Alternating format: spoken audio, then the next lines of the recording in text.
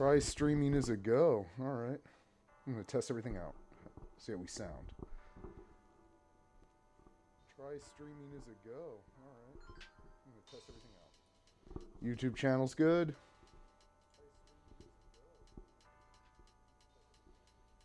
YouTube channel's good. Twitch is good.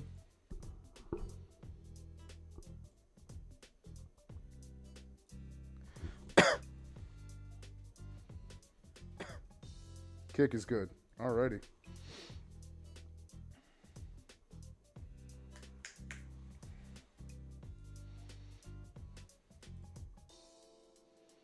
Okay.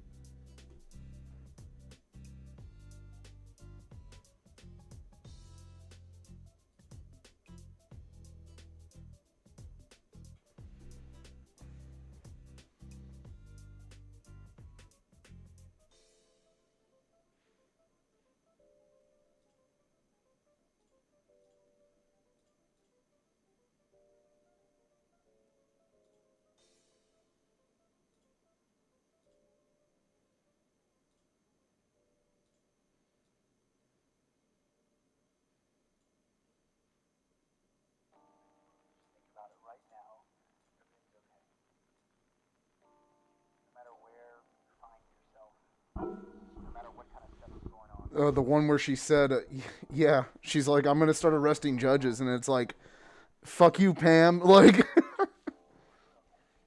yeah, no, I saw that. I did see that. That's what Hassan's going to talk about that. I've got that queued up, basically. I'm just trying to get my shit in order. Hold on. Oh, that's why. Okay, hold on.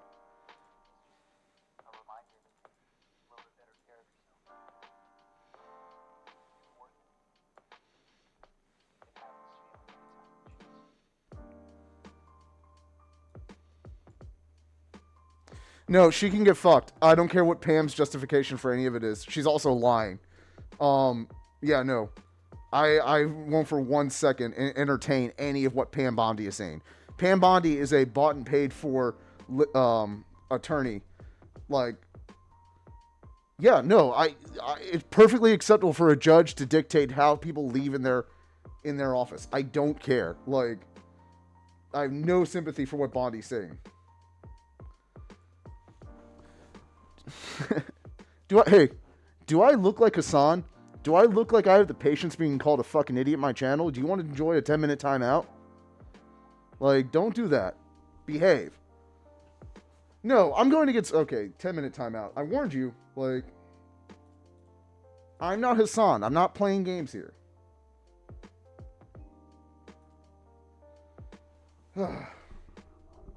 Fucking... Really? Out of the gate? You fucking dumbass. He's really enjoying it all.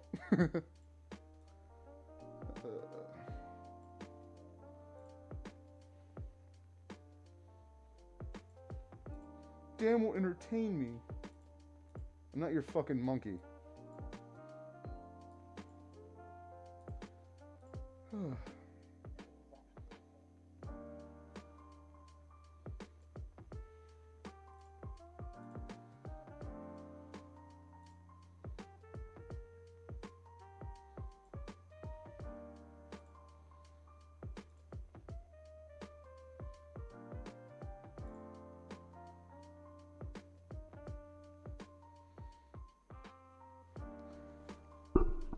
To anyone watching this or going back and reviewing, don't expect any fucking sympathy from me for Pam fucking Bondi.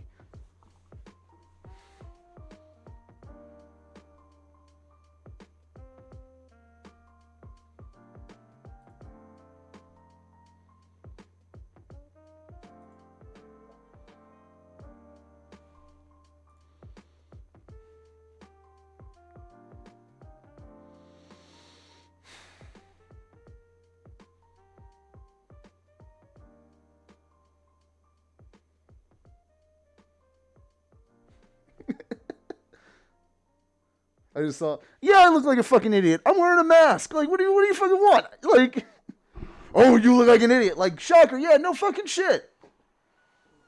I'm in my house, like, dressed up like this. Like,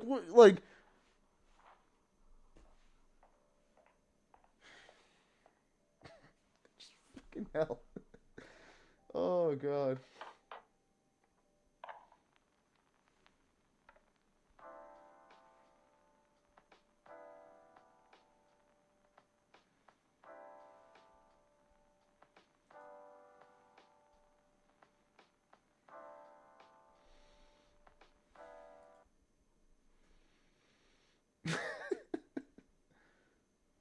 Okay. All right. All right. That's all set up. Yeah, that's fine.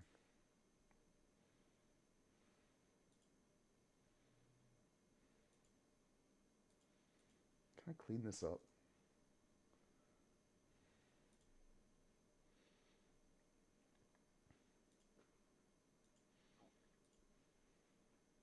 No, let's leave that.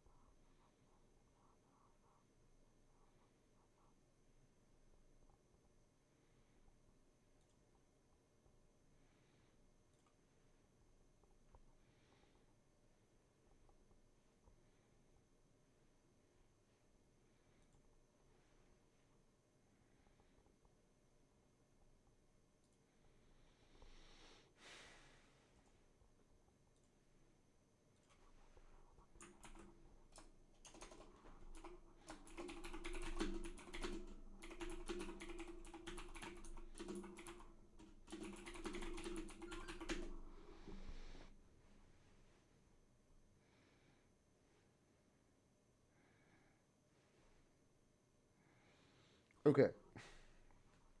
All right.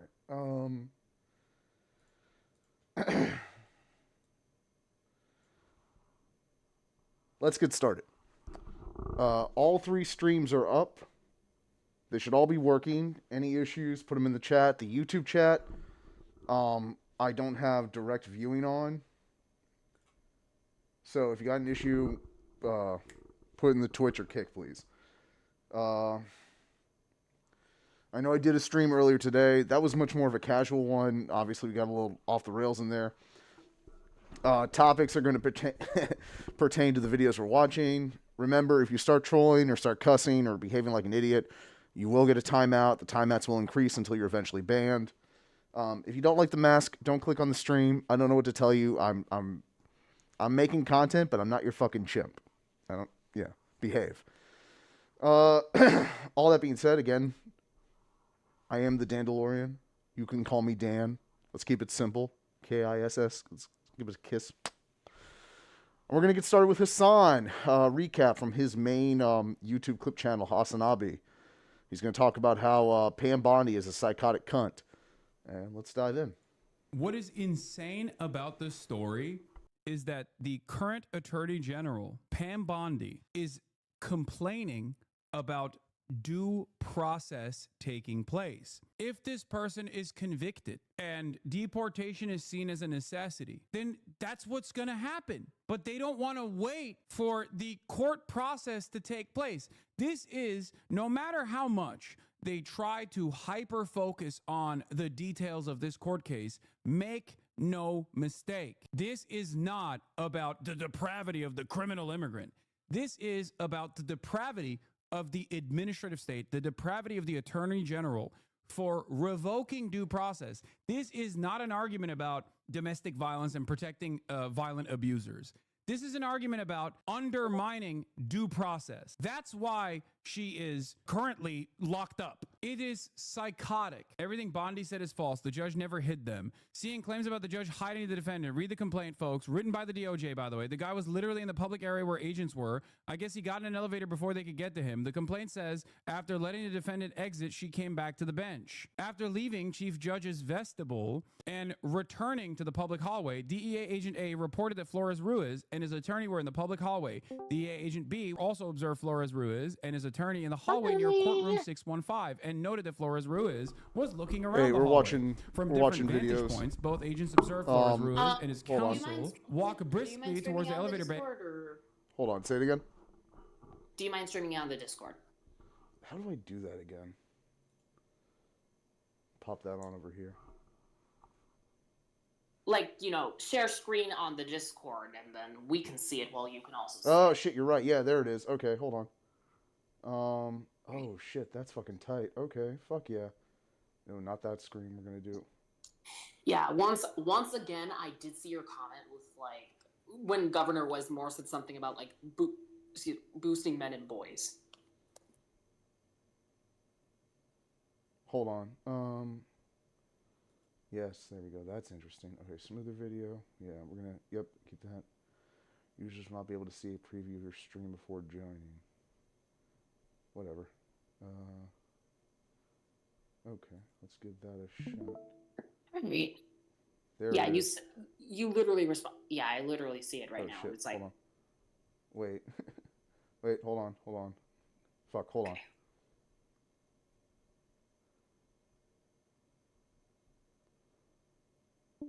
Jesus Christ.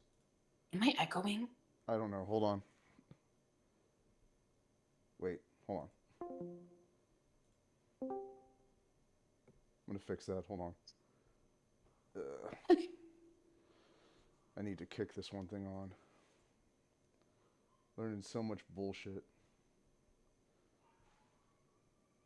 As soon as I launched the fucking stream, some jackass came in and was like, the judge broke the law and Pam Bondi's just doing her shit. Like, shut the fuck up. Like, where'd you come from? Who is she talking to? Well, it gets better because he's like, yeah, you look stupid with your mask. I'm like, every fucking time, there's always one of you guys. Jesus Christ. Like, what the fuck? Okay, Do we have to remind the audience over and over and over again that the mask is your persona? It's a lot of things. It's my brand. It's also like, I prefer not to be bothered by online psychos with too much time on their hand. Like, it's, and they're like, You mean online? Define online psychos with too much time on their hands. I think it doesn't define itself. They like, these people are crazy. I know it defines itself, but I'm just saying, like. Look, okay, a good example. Park Rose Hold on a second. Dogs! Dogs! Shut up! Shut up! God damn it. Just scream. Like, they don't even bark. They just scream. I'm barking at the dogs. Yeah, I barked louder at them than they barked right now. Hold on. Where the hell is the stream setting? There was a stream setting. I know you did not just tell the dogs to sit themselves back down. They listened. Like, and yeah, I had to. They like, hold on. Discord. Streamer mode. There it is. God damn. Enable streamer mode. There we go. Fuck me. Run. Okay. Streamer mode enabled. Okay. Let me hide that. Okay, you said it was it's your brand, and we were talking about like defining what you believe is online psychos that have too much time on their hands. Yes. Okay, hold on. Can we call this fascism? Go live. There we go. Yes, I think. Okay, great. I don't hear myself. You don't. Well, you don't, right? No. Yeah, there's the noise suppression powered by thank Chris. you, because I would not want to hear myself like while we're on this thing. We're gonna launch before we ultimately get to this. So, what would you say is online in your view is? Oh yeah. Like what happened to Park Rose Permaculture the other day? Like some psychos figured out where she lived and they sent her like a bunch of pizzas as like a threat. Like. I would still eat the pizzas. It's well, no, food. It's a message. It's we know where you live. Like it's an intimidation tactic. These people are crazy. And it's like look, a dedicated enough person can find out where I live, who I am. Like they absolutely could. Like that's how deranged some of these people get. I'm not gonna make it easy. Huh? Children. Well, yeah, these people, yeah, they're fucking crazy. Oh, god damn it. Use you. Yeah, sorry, energy drinks. What was you that? Had a few drinks. What was that ranting about? You had a few drinks. What did I tell you about having drinks? Energy drinks. Right? I'm not down in alcohol. Besides not having the stomach for weed these days, I hardly have the stomach for alcohol anymore. Like I just playfully scolded. Yeah. But yeah, like I saw your description on Kick. Apparently it says there is nothing to debate with Nazis, and politeness is the dagger that they use to kill decency. Yeah, that's the bio profile that I had set up on that one. That's just that is true. Non-violent does not mean polite. It does not mean polite. Yeah. Like I'm all for non-violence, but we are not being polite to these people. We are going to scream at their behinds. Well, yeah, that's like when I told this guy, I was like, "Are you gonna behave or I'm gonna ban you?" He starts cussing. I'm like, "No, I'm not. I'm not Hassan, where like I'll just let you just rant in the chat and maybe the mods will take care of you." And it's like, no, like if you're the one chatter that's causing like bullshit and going crazy, like you're gonna get it's timeouts. Literally threaten Park Rose Permaculture, and it's like. If they can threaten her, they can literally threaten anyone. Like, yeah, and that's the thing. I bet you they're secretly hating on Ocasio-Cortez. Yeah, well, not even secretly. A lot of people send death threats to her all the time. They've been emboldened ever since MTG like showed up at her DC office drunk and like hollered at her through the mail slot like a psycho. You mean space lasers? Yeah, Jewish space lasers. No, let's not say Jewish, okay? We don't want to sound we don't want to. That's what she said. No, we need to say that's what she said. Like, she was being anti-Semitic. If she's gonna say that, she's gonna own it. So yeah, she's the Jewish space lasers lady. It's Jewish space lasers. That's how she put it. Like, she's the anti-Semite. I know. I'm very self-conscious with sounding bigoted. Yeah, no, we're not the bigots in this case. We're calling out the bigotry. Okay, but but I don't think that extreme leftists would send Ocasio-Cortez death threats. They wouldn't, but like I'm talking about like just the psychos. The psychos just show up and just start doing shit. Like they're just that's what I said. Like yeah, because even though the extreme left is just as deranged as the extreme right, they're a little bit more strategic. I don't think they're as deranged as the extreme right. There's a reason no one was worried about a Jan 6 this year, and a reason like no one thinks anyone's going to assassinate Trump. Like, because the left are not like crazy. Like right wingers, like get a bug up their ass, and they'll kill themselves in shootouts with the FBI left and right. Like they're crazy. Like that guy like a few months ago, that was like, I think it might have been before the inauguration. He was like, I am being attacked by his parents. There was a not even that one. I know the one you're talking about. There was a different one. It was the guy that got in a shootout with the FBI at his house. Say what now? Yeah, it was. Hold on, let me pee. And this was a right winger, not a leftist. Yeah, he was saying all sorts of crazy. He was saying all sorts of crazy shit. Like, I'll pull that one up. This wasn't a leftist. This was a rightist. Yeah, it almost. I don't know of many, if any. The only leftist that did something violent recently, and even then, he's not super a leftist, is fucking Luigi. And even then, like, and even then when he did it, there was a clear train of thought to keep from like killing civilians. Like, which is something the right just like, they're just like, no, I'm ready to die in a blaze of glory. And like, that's great, thank you. Like bye.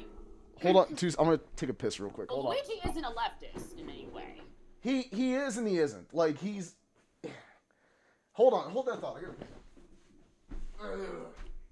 Don't holler at the dog. If they start screaming, I will.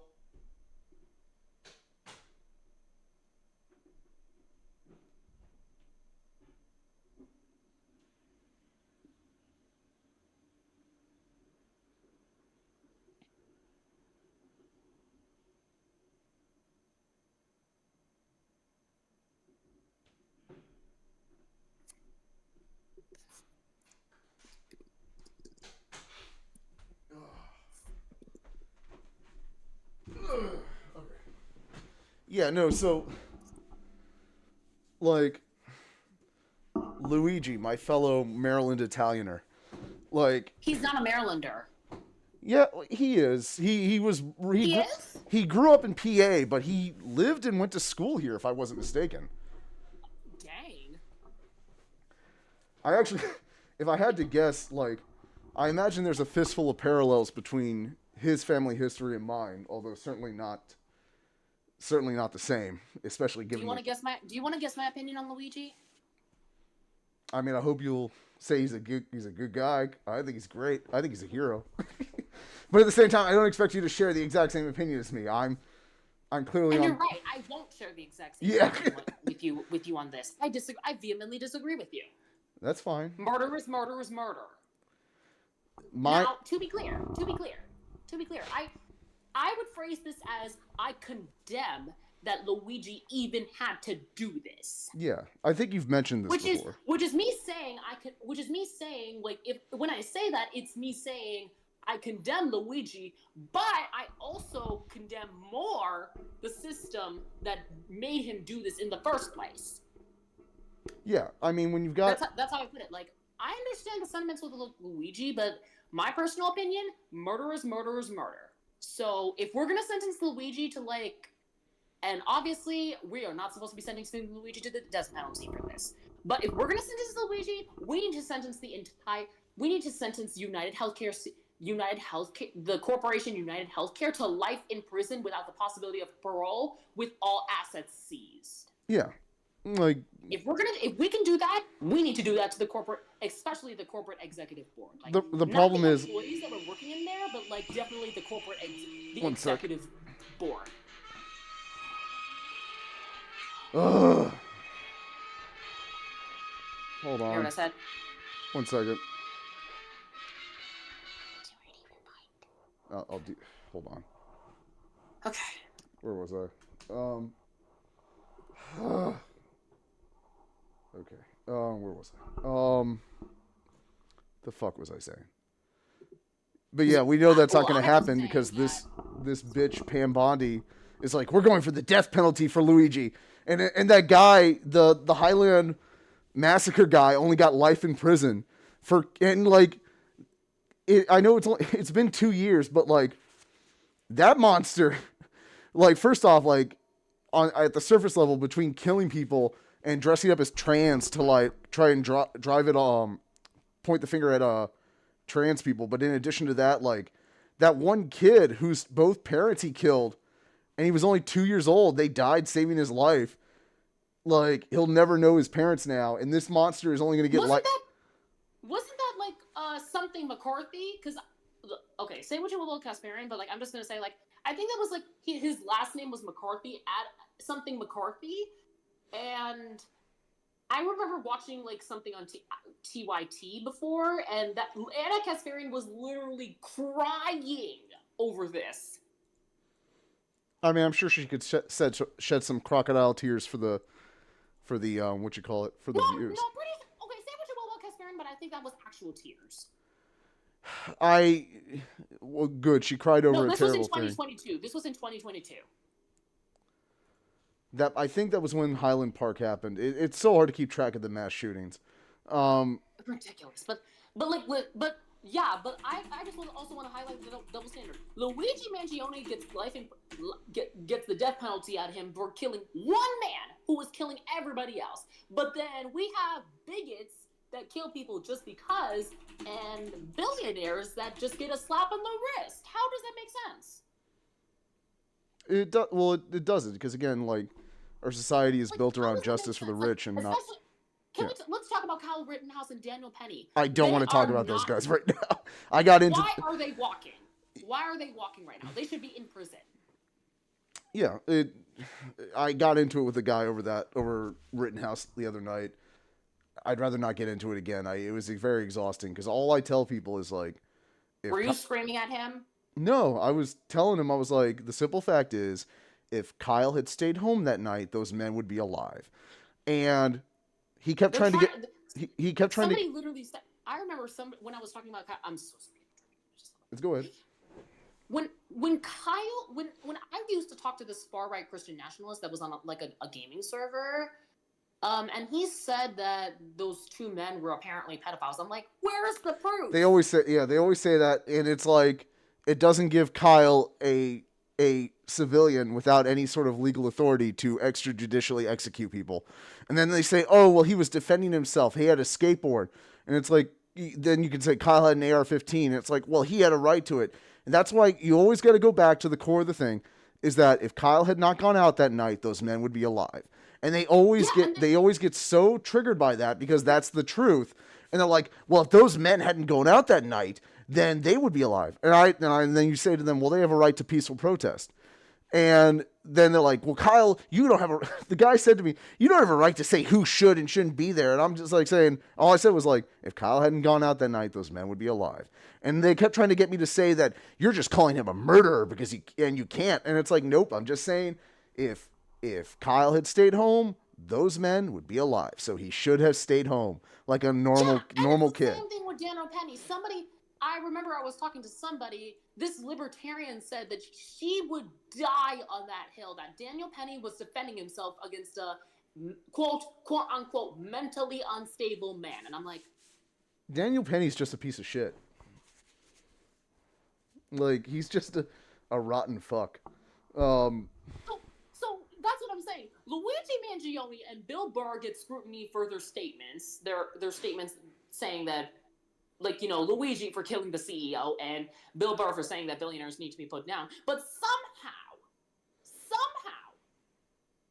Kyle Rittenhouse and Daniel Penny are walking. Yeah. How are they walking? It's because it's a corrupt justice system. So it's like if we don't get like justice, like I can't, like if we were a just society, rich supremacy. It's rich supremacy. Yeah. And again, it's like, that's why I'm like, if we had a just society, like, then yeah, I'd be all for holding Luigi to account. But at the same time, I'm like, we don't. And yeah, like in a just world, Luigi would be serving his term right now. But then the people upstairs, the United Healthcare people, would be serving life in prison without parole with all assets seized. I'm not talking about the lower level employees. I'm talking about the corporate executives. Yeah. The people that are. Hold on one second. Enjoying. If you keep it up, man, you get another timeout. Are you gonna behave? You get one warning. Is this the person that's like screaming at you over your mask? Yeah, it's the guy that got triggered earlier. You get one warning. Oh my god. Okay. What is he getting triggered over? get another. Hold on, let me. If he's thinking about the FDA recalling things, then he should not be. You gotta see this. You guys are stupid. Don't even want to hear facts about anything. Just want to try to sound informed, but sound like a left idiot. Fucking dopes. Fuck you. And it's like, dude, like, let me talk to him. no, Let me do he's been. Listen. You got to get in the chat. Like, you'll have to get into. He's in the Twitch chat. I've already muted. To giving him a timeout. I'm gonna increase the timeout. No, like, and I think he can hear this. But of course, I know he can hear this. He can hear it. Yeah. If you are not mad that the FDA has just recalled food, you should not be hollering at Dan right now. Okay, let's be clear. Unless you are mad about the FDA recalling food and potentially poisoning the food because they're no longer inspecting the food for poisons, sit down. Hold on. Sit down. Yeah, Thank you. He's triggered by the mask, and he doesn't like any ideas that say left stuff. The mask is not the important issue here. The FDA is. And I'm going to keep saying it because it should be front page news right now, but yet it's not. Yeah. Again, the old. All right, let's go watch this thing. I'm sorry to stop. Hold on, I'm sending him a chat warning, and apparently, you can select chat rules that the user has violated, and there's no trolling, no harassment. I'm clicking those, but then there's also an option that just says like and subscribe. I don't know who the fuck is that. All right, what's Hassan up to? Yeah. Okay. I'll kick the video on. I'm gonna finagle with the settings on this guy for a sec. At the south end of the 6th floor. I am familiar with the layout of the 6th floor of the courthouse and know that the south elevators are not the closest elevators to courtroom 615.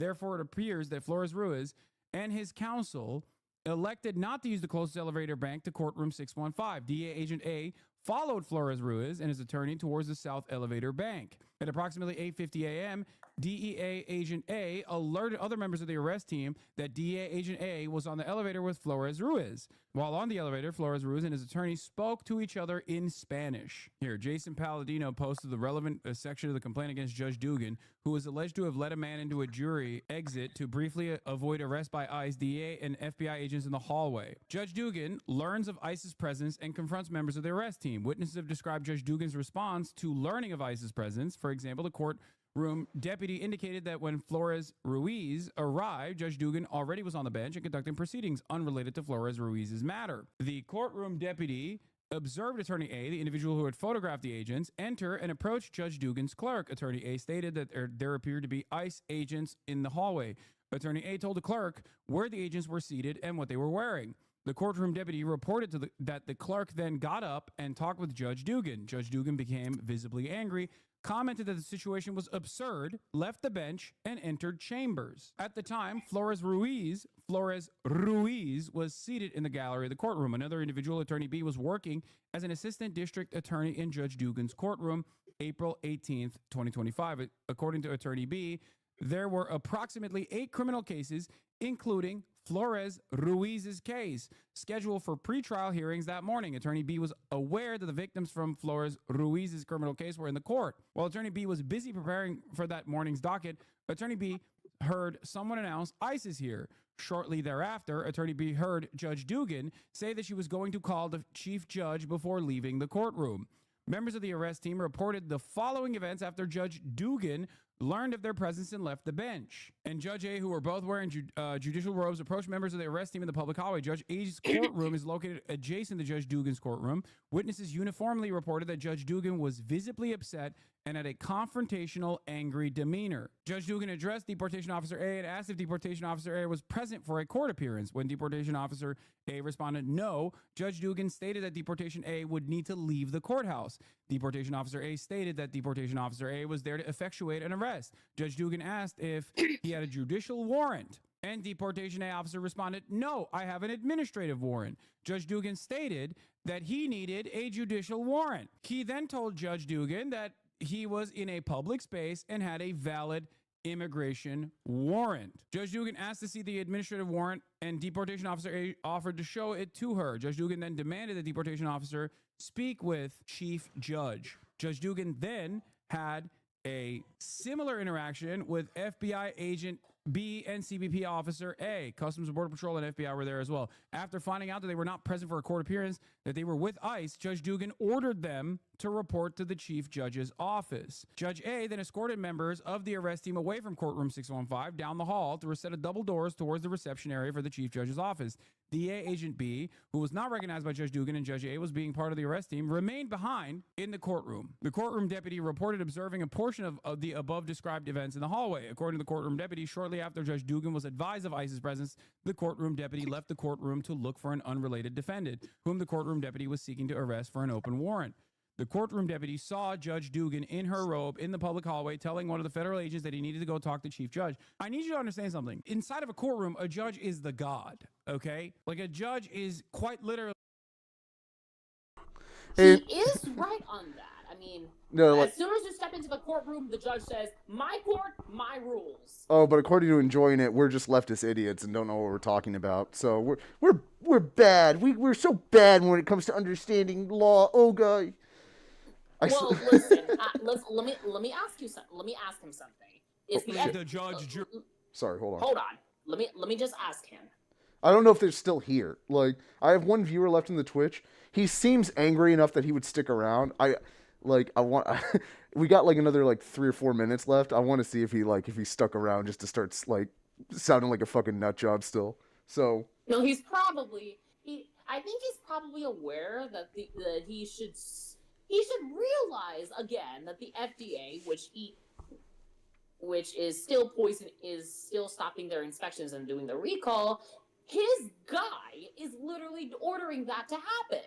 He doesn't care. So, like it's clear this guy cares about us being wrong about stuff. He doesn't care about his guy being wrong. So his whole thing, like the right-wing mentality that just says, I'd rather be right than like get what I want is so powerful in these people. To spite their faces. Yeah. They're yeah. Like, they are willing to genocide the world just to own the libs. Yeah, like say. Yeah, like no, that's literally the cruelty is the point. These raggedy right wingers are literally willing to genocide everyone. Yeah, they like that anti-vaccine family whose kid died from measles. Like, I'm glad, like it sucks that she died, but I'm glad we didn't vaccinate any other kids. It was God's will, and it's that like fuck you, like sociopathy. Yeah, they're crazy. I'll tell you though, I wish leftists funneled into my fucking chat the way these random fucking right wingers did. Like, fuck, I would have like a couple thousand people in my fucking following if I had that many fucking leftists coming in here. Instead, it's the same right winger bitching about the mask, bitching about leftist politics, not even bothering watching the stream, like, and now I'm being the petty bitch complaining about the whole situation. Is he coping about Ocasio-Cortez soaring right now? I don't think they care. Like, it's no, because I'm gonna give him something to cope about. Ocasio-Cortez is soaring right now. Yes. We'll see if he's still there after right now, and you can't do anything about it. I'll let you know if he starts. As Hassan was saying. Yeah, I'll let you know if he's still in here and starts popping up again. And executioner. So when a judge says, no, you have no authority here. Do you have a judicial warrant? Okay. And he says, no, I don't have a judicial warrant. And then the judge says, you need to get the f- out of my courtroom. You need to get the f- out of that courtroom. That judge could have actually unironically arrested those people that are in that courtroom and held them in contempt of the court for not following a lawful order being made in that process. She could have arrested them if she wanted to. This is something that even the Supreme Court is most likely not going to abide by, because it destroys any power that the judiciary has. It's over. The judge has no power if a random dickhead can decide to do this. They weren't in the courtroom, they were in the hallway, I think. Regardless, this is an incredibly important part of the separation of power, okay? You cannot have the executive authority undermine the judiciary. it is kind of the whole reason for why the judiciary exists. Okay. You are inside of a courthouse, especially. You should not be violating the lawful orders or the determinations being made by the judge outside of the courthouse either, technically. Okay. Under normal circumstances, when the judge says, hey, we're going to go through due process with this person, you can't just be like, nah, I don't care. Like, there's jurisdiction here. It is in the hands of the judge. Yeah, judiciary is literally there to prevent executive from determining what law is. That's the whole point. And I think a lot of people don't understand what the Constitution is there to do. The Constitution is not there to limit your freedoms as a regular citizen or non-citizen on U.S. soil. The Constitution is there to regulate and limit the power of the government from doing like this, doing literally like this. That is the entire reason for why this exists. It's crazy. You're wrong on many levels. Judges can't just walk hallways involving themselves in everything they see. It is her own personal court case. It's literally due process taking place. You can't just go, nah, sorry, I've decided that there is no due process in this circumstance. He wasn't. It's not even a he, it's a she. In any case, my bad. He was talking about the agent. Brother, I work in a federal courthouse. Judges absolutely have full reign of the place. That chatter's insane. Yeah. By the way, judges don't just have full reign over the courthouse. They have full reign in general. Like, we're not even talking about that. What do you think a judge's purpose is? To just sit there and bang a gavel? Like, what are you talking about? No, I'm just saying, like, that would be the hilarious. halls of a courthouse, in the courthouse, they are the god, okay? They're The thing to be functionally said about the god. second They're Trump the judge, admin the is how jury, and the we're all learning how executioner bad in our general, civics okay? classes were But growing outside up. of the courthouse, they have a lot of powers as well. I'm not talking about in their own personal life. I'm talking like when they make a decision that is supposed to limit the enforcement actions by other members of law enforcement. Like, for example, I'll give you a great example of this. Court process takes place. There's a court proceeding. There's a criminal trial, okay? And the judge adjudicates at the end of the process. The person, let's say the defendant, is found to be not guilty. You can't just go up to that person once he leaves the courthouse and go, I don't care. I still think you're guilty. You're going to jail anyway. Do you understand? This would undermine the entire structure of the judiciary to begin with. Like, the judge says, yes, we found you not guilty, bangs the gavel. You think you're walking out a free man. And then some cop is waiting outside going, no, no, no. I still think you're illegal. I still think you're a criminal. Boom. Back to prison with you. You can't do that. The f do you mean? And the only way you could do that is if there is a separate criminal warrant for yourself, okay? For a totally separate case. In this circumstance, him saying he has an administrative warrant is not applicable. There is a actual active court case taking place over whether or not this person is responsible for what he was charged with. And then in the aftermath of that, then you will make a determination for deportation orders. You can't just decide, nah, due process. We're just deporting you. Sorry. We're going to deport you expeditiously. Like, this is crazy. DA Agent B, who had remained in the hallway and had not been recognized as a member of the arrest team, reported that Judge Dugan walked around the hallway and appeared to be looking for additional agents before she returned to the courtroom. Once inside the office of the chief judge, the deportation officer A showed Judge A his credentials and the administrative warrant. Judge A asked the chief judge's clerk to make a copy of the warrant and asked whether the chief judge was available. The clerk advised that the chief judge was not in the building, but later advised that he was on the phone. At that point, Judge A left, and deportation officer A went inside a more private area of the chief judge's office to speak with him on the phone. During that conversation, chief judge stated he was working on a policy which would dictate locations within the courthouse where ICE could safely conduct enforcement operations.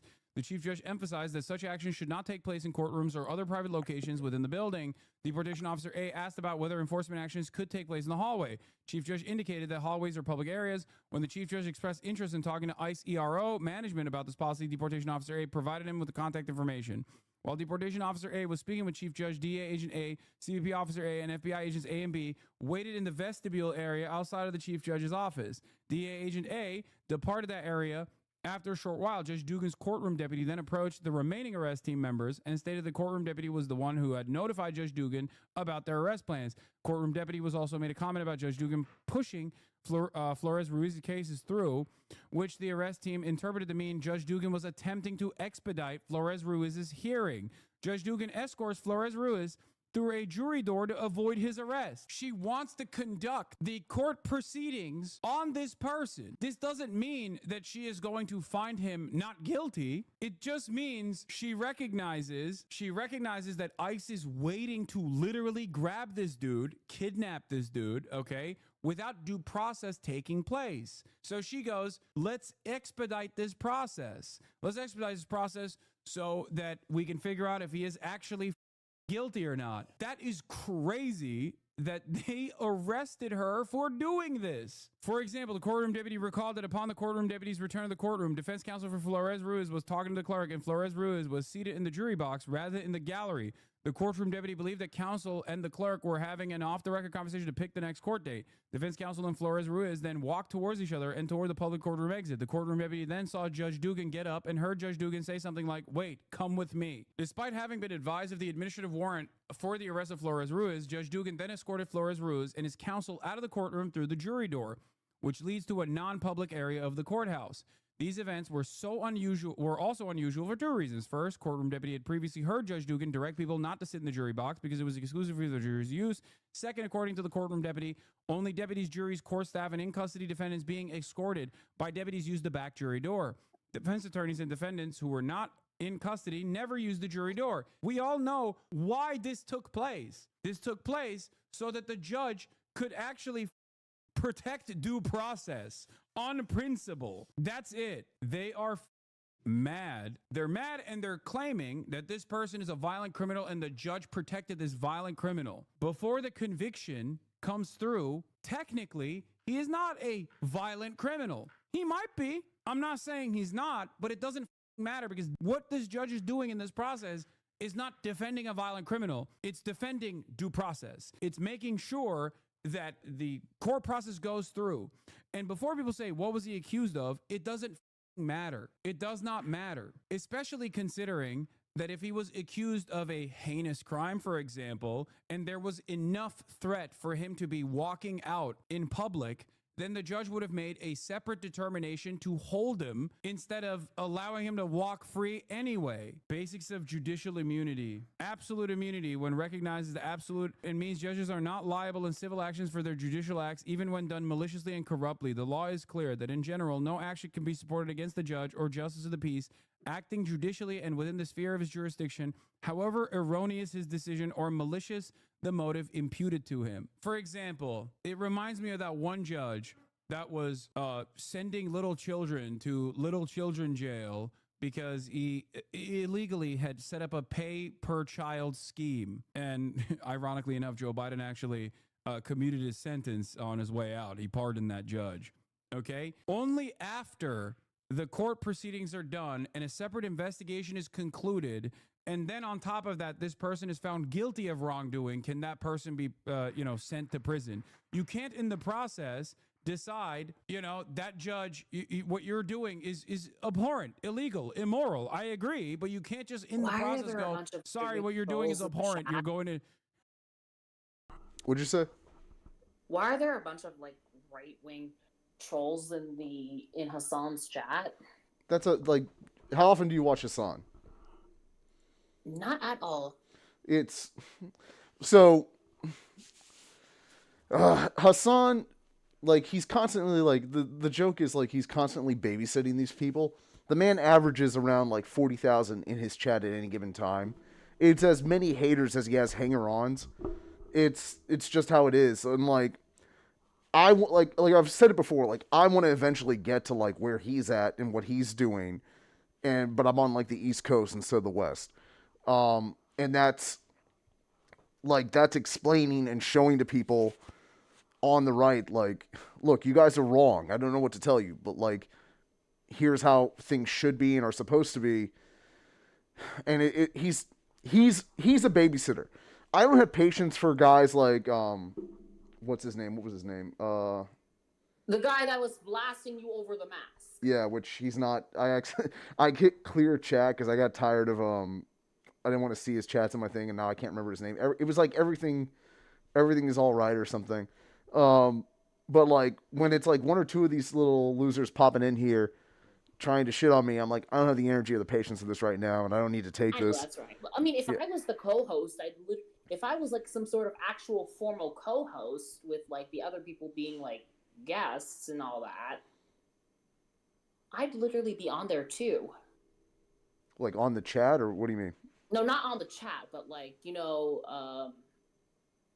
apparently I'd have my own Wikipedia page. No, because here's the thing. Hassan has a whole Wikipedia page. Yeah. He's famous. And remember, if you're the one that's getting over there and you have that high visibility, they're going to want to wonder who I am.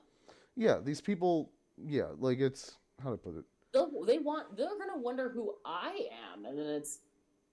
Yeah, and like it's like, that's how it goes. Like that's why we're getting back to the mass topic, but everything about me. Potentially. That's why you got to like scrub your online presence and not put yourself out there easily. Hassan, you can Google his address, everything. He gets death threats on the regular. It's just the nature of being the number one leftist commentator out there right now. And I'm not that. But the point is that his chat is an entirely different animal than the occasional chatters I get. There is a lot of people that like hate watch him. But then he ends up like converting some of them or burning out some other ones, because it's like, yeah, you can be mad at Hassan all you want. He's still like telling the truth about everything that's going on. You can hate that as much. Like he's literally just reading like Judge Powers and like how the situation played out. But that guy, like everything is like, well, Pam Bondi said, it doesn't matter what Pam Bondi said. She's a lying cunt. I don't know what to tell you. Like, watch your mouth. Watch your mouth. Listen, the Australians gave me a pass. They're in the Discord. It's fine. They said I could. The Australians said that you can say that? Yeah. Fight with the Australians. No, leave Pat and leave Pat and Jeb alone. As soon as we get off the stream, I'm scolding the Australians for giving you a pass to say the C word. No, leave Pat and Jeb alone. They're tight. No, I will not. I love Pat and Jeb. I will not. Pat and Jeb are the whole reason this Discord exists. Like because Jeb was like, you need to create a Discord, and I was like, all right, I'll do it, and then I did it. I hate you so much. But yeah, let's as we were saying. But yeah, so he's got a lot of right wingers in there, and it's like, again, I expected to get these guys to pop in. I just didn't expect it so consistent. I would rather be Yo Schiller in terms of name recognition, not Ocasio-Cortez. Well, yeah, because it's like he's an inoffensive, apolitical gaming streamer. Like to hate him is pointless. To hate on leftists spouting like, hey, things could be better, to those hateful people, it's like, this is an easy win. Like, if I could tear this guy down or get one over on him and make him rage, that's like, that feels good. But it's like, if you're some jackass just trolling a gaming streamer, even like average right wingers are like, what are you doing? I'm trying to enjoy the Switch too and shit. So, yeah. No, but on political grounds, the right wingers are probably going to scream at the people that are screaming to boycott Nintendo. They're definitely going to scream at us for boycotting Nintendo because it's political. Yes, but not as much as like, say, boycotting Tesla. Boycotting Nintendo is based heavily on pricing and not caring about the consumer at all. It's not because they've taken a right-wing stance like Tesla did. Right-wingers get like super upset and like, well, you're too triggered and gay to buy a Tesla, libs. Like, what's the matter? Don't want to buy a Tesla because it's too free? Like, that's the kind of shit that they'll rag on for people for boycotting. But like with Nintendo, they're going to condemn like haters of Yo Schiller for whatever reason. They're going to be like, yeah, like if Yo Schiller if he took a political position, then yeah, the right wingers would like rally and go after him. But the right wingers would literally they would literally stick groups of people on him. But at the same time, we're here. We're gonna stand ready. We are standing ready we would stand ready to defend him. We would be out here saying, well, yeah, the Yo Schiller hate is ridiculous. Well, again, we're talking about there's two different types of hate. There's if he took a position on like my position on boycotting Nintendo is not a political position per se. It's a pro consumer position. It's still political though, because things. We have to identify that there are two different animals here. Like, boycotting Tesla is different from boycotting Nintendo. And boycotting the Tesla is the one that sets off the right wingers. Boycotting boycotting Nintendo, they're poor too. They can relate to the fact that, like, yeah, we can't afford Switch 2s. It's too fucking expensive. Nintendo probably should lower the price. It's a better comparison, even though it's definitely more politically charged, is the Luigi thing. Is that there's Ben Shapiro's chat was going at him saying, like, no, dude, like, fuck. Yeah, they literally said that, like, Yeah. we watch you. We only watch you because you align with our bigotry. Yeah, but even there, If you were a leftist, we wouldn't watch you. Like, we would only say, Ben Shapiro's a woke leftist, but then it's like Ben Shapiro's like a woke leftist, but then he is right about Luigi. That's what they would say. If he was on our side, but his chat was disagreeing with him because he was trying to defend, Brian Thompson getting murdered. That was so wrong, and his chat was like, no, dude, like he's making. Sounds like, I mean, this is the same equivalency when it's like Ben Shapiro was out here cheerleading for Israel. What do you mean? I don't know. It's just like some people would like compare the Hamas situation to the Luigi situation because there are people that think that Hamas are freedom fighters. Let's just let them know right now. No, they are not. There's some loose parallels there. I think it's very different though, given like domestic versus foreign, no religious ideology here, and it's Luigi's motivations are heavily financially focused. When you like, that's how you win over the stray right wingers. When your politics are oriented around straight up just finances, just putting money in people's pockets, making sure they can afford their healthcare and everything. Like you'll win right wingers over when you say, yeah, I want you to be able to afford healthcare, childcare, rent, if not a mortgage. But it's a fine line because again, at the end of the day, right wing populists are still bigots, and we don't accept bigots. They are, but like, let me put it this way, like. Let's not, how do I put this?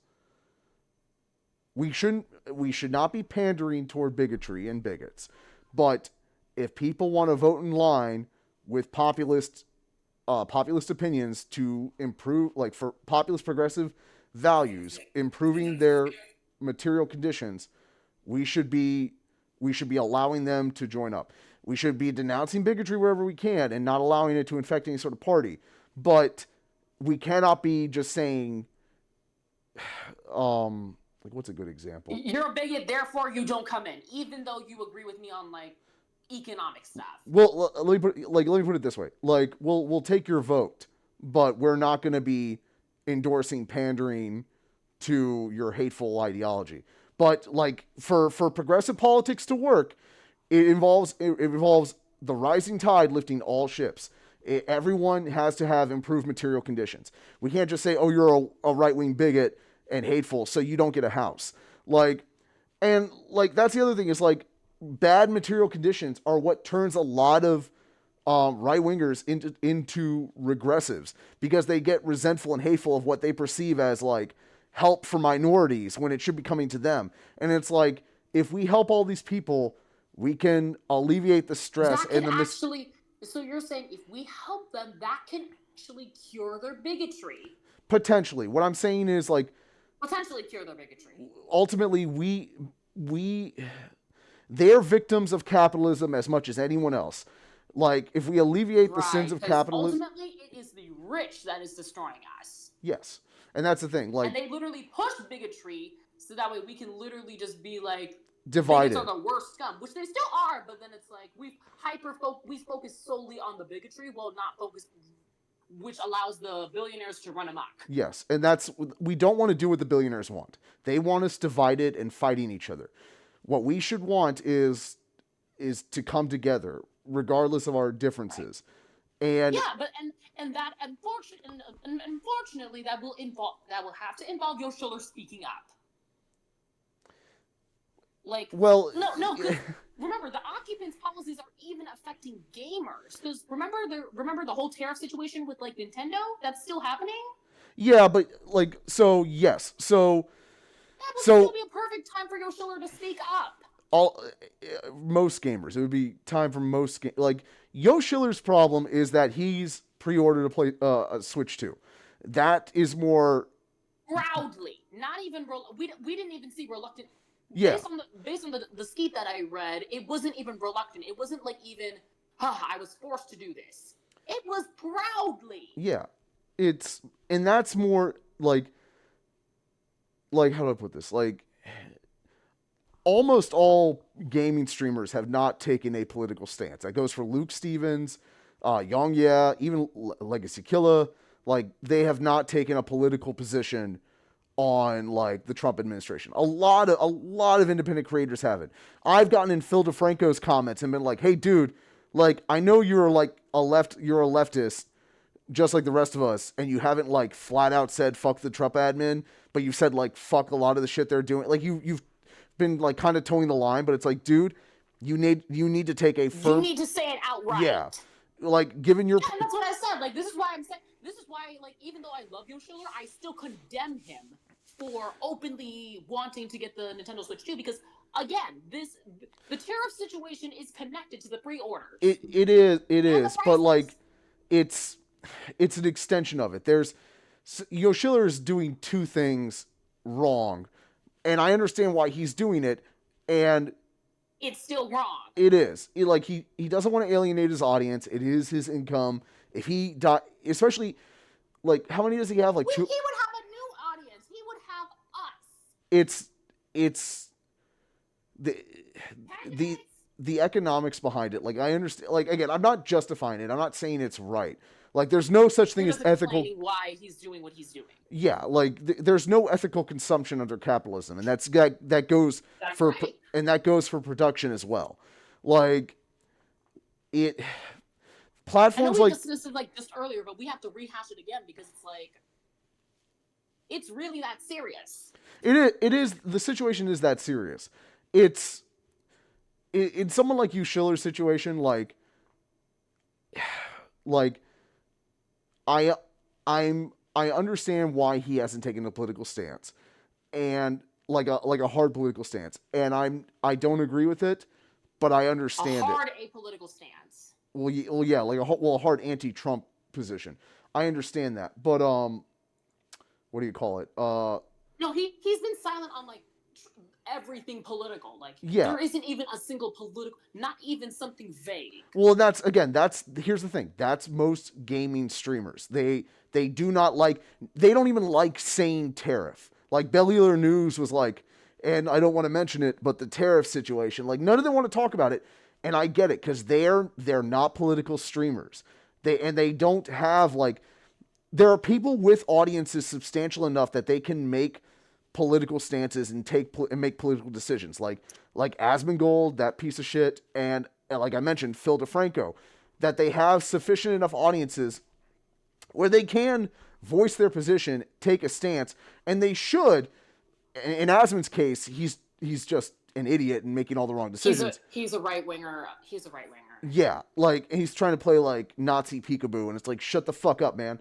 Like we're like, who are you talking to? He's talking to. I don't know if I've told you.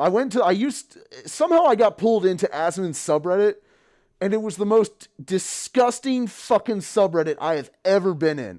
I think that's to say the least. Yeah, no, it was. I never go in there, but I can only imagine. Like, it's what I thought Joe Rogan's subreddit would be, but it isn't. Joe Rogan's subreddit is filled with a lot of like angry leftists that are like, why did Joe fucking sell out? And I'm like, that's a good fucking question. Joe was once a leftist? Kind of, like, more so like 10 years ago when COVID happened, his mind broke and he lost it. And he radicalized a bunch of fucking people. But then, like, all the rational thinkers that were watching him for like fun and everything are just like what the fuck happened to this guy? And it's like COVID and HGH. He's always been like this. Well, and Asmon's subreddit is truly disgusting. Like, when I went in there, it was around the time Dr. Disrespect admitted to texting a minor. And they were all like, we don't know what happened, and it's just some bitch ratting him out and shit. And I'm like, what are you talking about? Like, he said he was texting a minor to like hook up. They're either actively celebrating or providing cover. Yeah, and it was I was like, you all are disgusting animals. They were saying some deranged shit in there. And eventually I got banned pretty quickly from that subreddit. And I was like, And as you should, wear that with a badge of honor, as you should. I did. I told the mod, I was like, I will tell every person I meet about like the animals you're hiding in this fucking subreddit. This is the most disgusting subreddit. It's worse than like some of the pro-Israel subreddits. Like you mean subhumans, because that's what it is. Subhumans. Yeah, they're deranged. Like that shit is disgusting. They literally make the pro-Israel people look like pro-Palestinian. Kind of, yeah. They're No, I literally say that because it's like they're foul. Like they're absolutely foul. That's putting it nice. But unfortunately, Terms of Service does not want us to say what we really want to say. Yes, but no, because trust me, I think I know that what you really want to say is like there. Yeah, but yeah, I have where was it? Minutes, so let's just quickly, even though we won't be able to finish all this, let's get back to the thing once again. Like, yeah, I mean, I don't justify it. I mean, Yushiler's still wrong in that, but it's like he could have us. He could have a new audience. Like, we're not going to convert him into a political streamer. He can still be a gaming streamer, but occasionally he has like a little bit of political references here and there. Like, so we're not trying to make him a political streamer. We're just trying to get him to say a little bit of political stuff here and there. So I don't like. I've been starting to pick up on the mathematics behind the scenes of things. I don't think there's a hard enough audience left or right to sustain a community. I think it's very much the independents or the people that like toe the line of like wanting to be independent, and whether it's apolitical or center left, center right, because like you see there are failures all the time of heavy pro leftists or heavy pro right wingers. Even Steven Crowder is like his audience base. Heavy pro leftist and heavy pro rightist. What are we saying about Steven Crowder? So being heavy right wing or heavy left, like one way or the other limits your audience immensely. Like Steven Crowder's starting to fall off. Benjamin, like Daily Wire's going bankrupt. Like they should. Daily Wire should be gone. Well, yeah, but like when you commit so wholeheartedly to even like defending one side of the spectrum, like you're shutting off not just this other market, but it shuts off independents and even like the diehards. Like there are leftists that don't like being seen like as diehard leftists. Like I've had people call me a liberal and I fucking hate that. I'm not a liberal, but like it's association with it's associations with parts of the political party that you don't want to even like passingly be acknowledged with. Like being able to like at least feel like you're going into like a channel or a creator and there's like you don't have to worry about that sort of thing. Like there's value in that. That's why, again, like I can name like I think every gaming streamer just avoids politics to avoid the minefield of changing their audience, and it's a massive gamble that they feel like they can't take. And again, like in Schiller's case, like I think he should have gone. Like I personally think he should have gone the Luke Stevens route, which is just like it's too fucking expensive. Like I can't outright saying it. Yeah, like he doesn't have to do left or right politics, but he can do financial politics stuff that is not left or right. Like that's always gonna be. Yeah, that's the same thing. Like that would literally unite everybody across whether they're like apolitical, leftist, or rightist. Yeah, and like that unites everyone. Like I know Ocasio, and it's another thing with Ocasio-Cortez. She doesn't care whether you're apolitical, leftist, or rightist. She's like, hey, the billionaires are destroying us, and we need to organize. Yeah. That's what she's basically saying. She's saying these raggedy billionaires are out here. These raggedy billionaires are out here stealing our livelihoods, and we need to fight back. Yeah. That should be the same thing with like. I mean, I personally would hope that he could be some sort of leftist, but like at the same time, if here's the thing, if they end up destroying their audience and lose like the money and clout and access that they had, then they're no use to anyone. Look at Gina Carano, who was like yeah, I'm in the Daily Wire's movies now, and I'm a hard right winger. Owned you libs, and like her career is over. And it's like, bitch, you were in Star Wars. All you had to do was not say Nazi shit, and you would be a fucking multimillionaire now instead of a fucking loser. Like, like, and it's Right. and while like again, left politics are morally superior in this instance. Yeah, It's left. it's That's the it's reason. That's the reason why they have that slogan. Left is best. it's again, it's like Which I will absolutely shout at a rally if I'm speaking at it. If I was speaking at a rally, I would close by saying, and one final thing, left is best. yeah. But No, I would genuinely say that. Even though it's like, oh, we're supposed to be focused on the billionaires, it's more of a statement. Not only am I shouting out the majority report, it's a statement. yeah. Because it's like saying at the end of the day, even though right wing populists are coming over to our side because they don't want these raggedy billionaires, you are still bigots, and we are not endorsing your bigotry. Yeah. But yeah, like I think I do want No Schiller to speak out more. The thing is, and I understand what you're saying about the calculus, but yeah, I do want him to speak out more. I understand that. I understand wanting that, and there's a lot of things. He needs There's to. a lot of things we're all gonna want in life, and expecting better from like our heroes and everything. All we can do is hope that they'll come around to our way of thinking at some point. But it's And I just hope that he doesn't have to be a political he doesn't have to be a political person. Like he doesn't have to be like streaming political stuff. He can still he can still do solely gaming stuff. Maybe even like have another channel dedicated to political stuff. Well, but mostly just focus on the gaming stuff. But he can like occasionally not like the levels of Alexandria Ocasio-Cortez, but he can occasionally like put political statements out there saying corporations should not be exploiting the people. well, and sometimes those creators like they'll adjust and they'll make like things can change a little bit.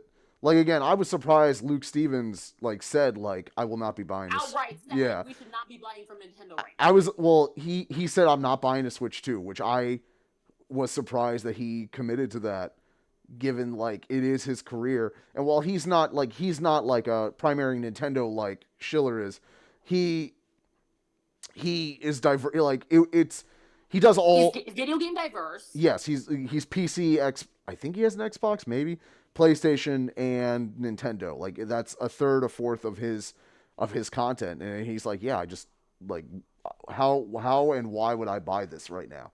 Like that's the kind of like pragmatism is always going to win out and is always going to be the most appealing way to pursue these things. So here, if Schiller ever gets into leftist thing, he should try to watch Majority Report. everyone should try watching Majority Report. It's not just, it's, yeah, but including Neil Schiller. He should try watching if he ever gets into leftist thought. But like, we need to make sure that he doesn't go too far because there are extreme leftists, and we don't want him to become one of those. I mean, the purity kind.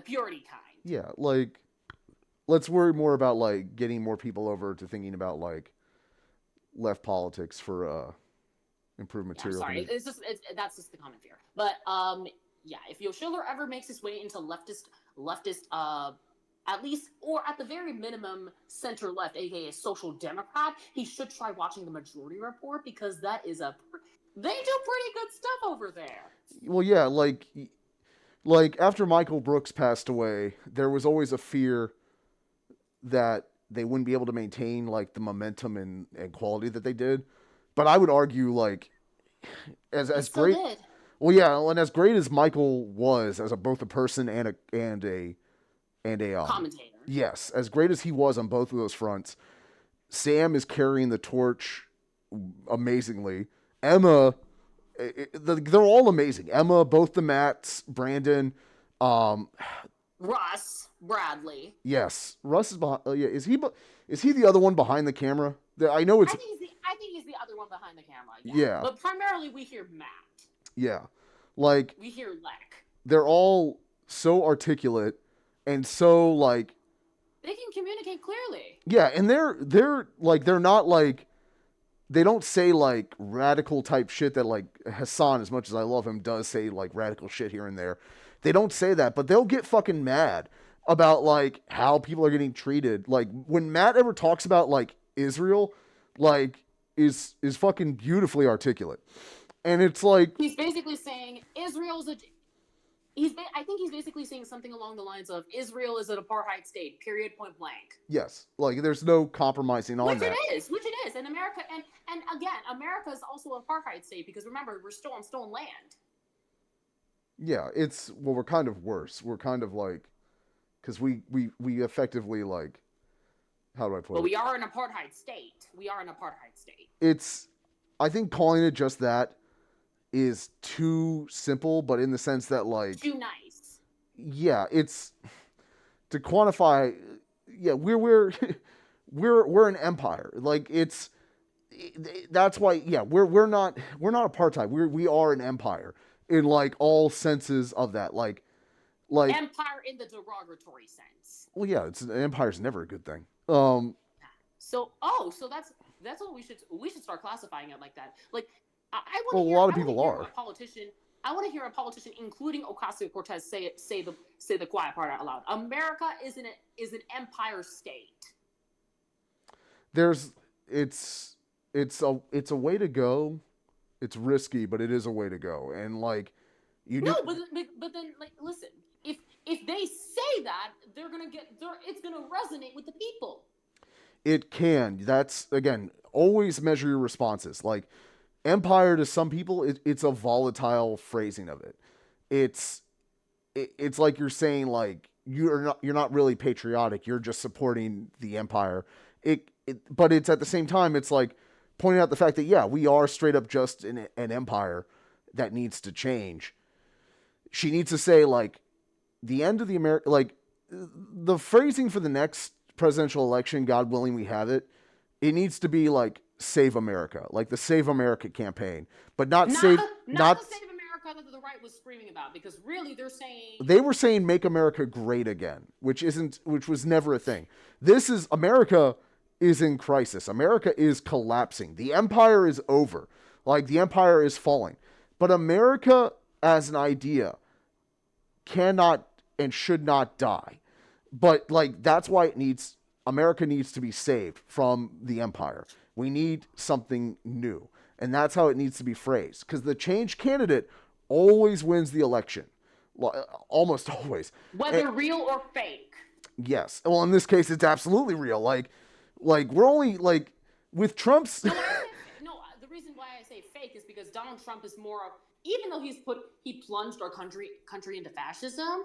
He's plunging our country into fascism. He already has. Yeah. He's still put on the change mantle while Kamala wasn't even trying to be the change candidate. Yeah. That's why I said fake.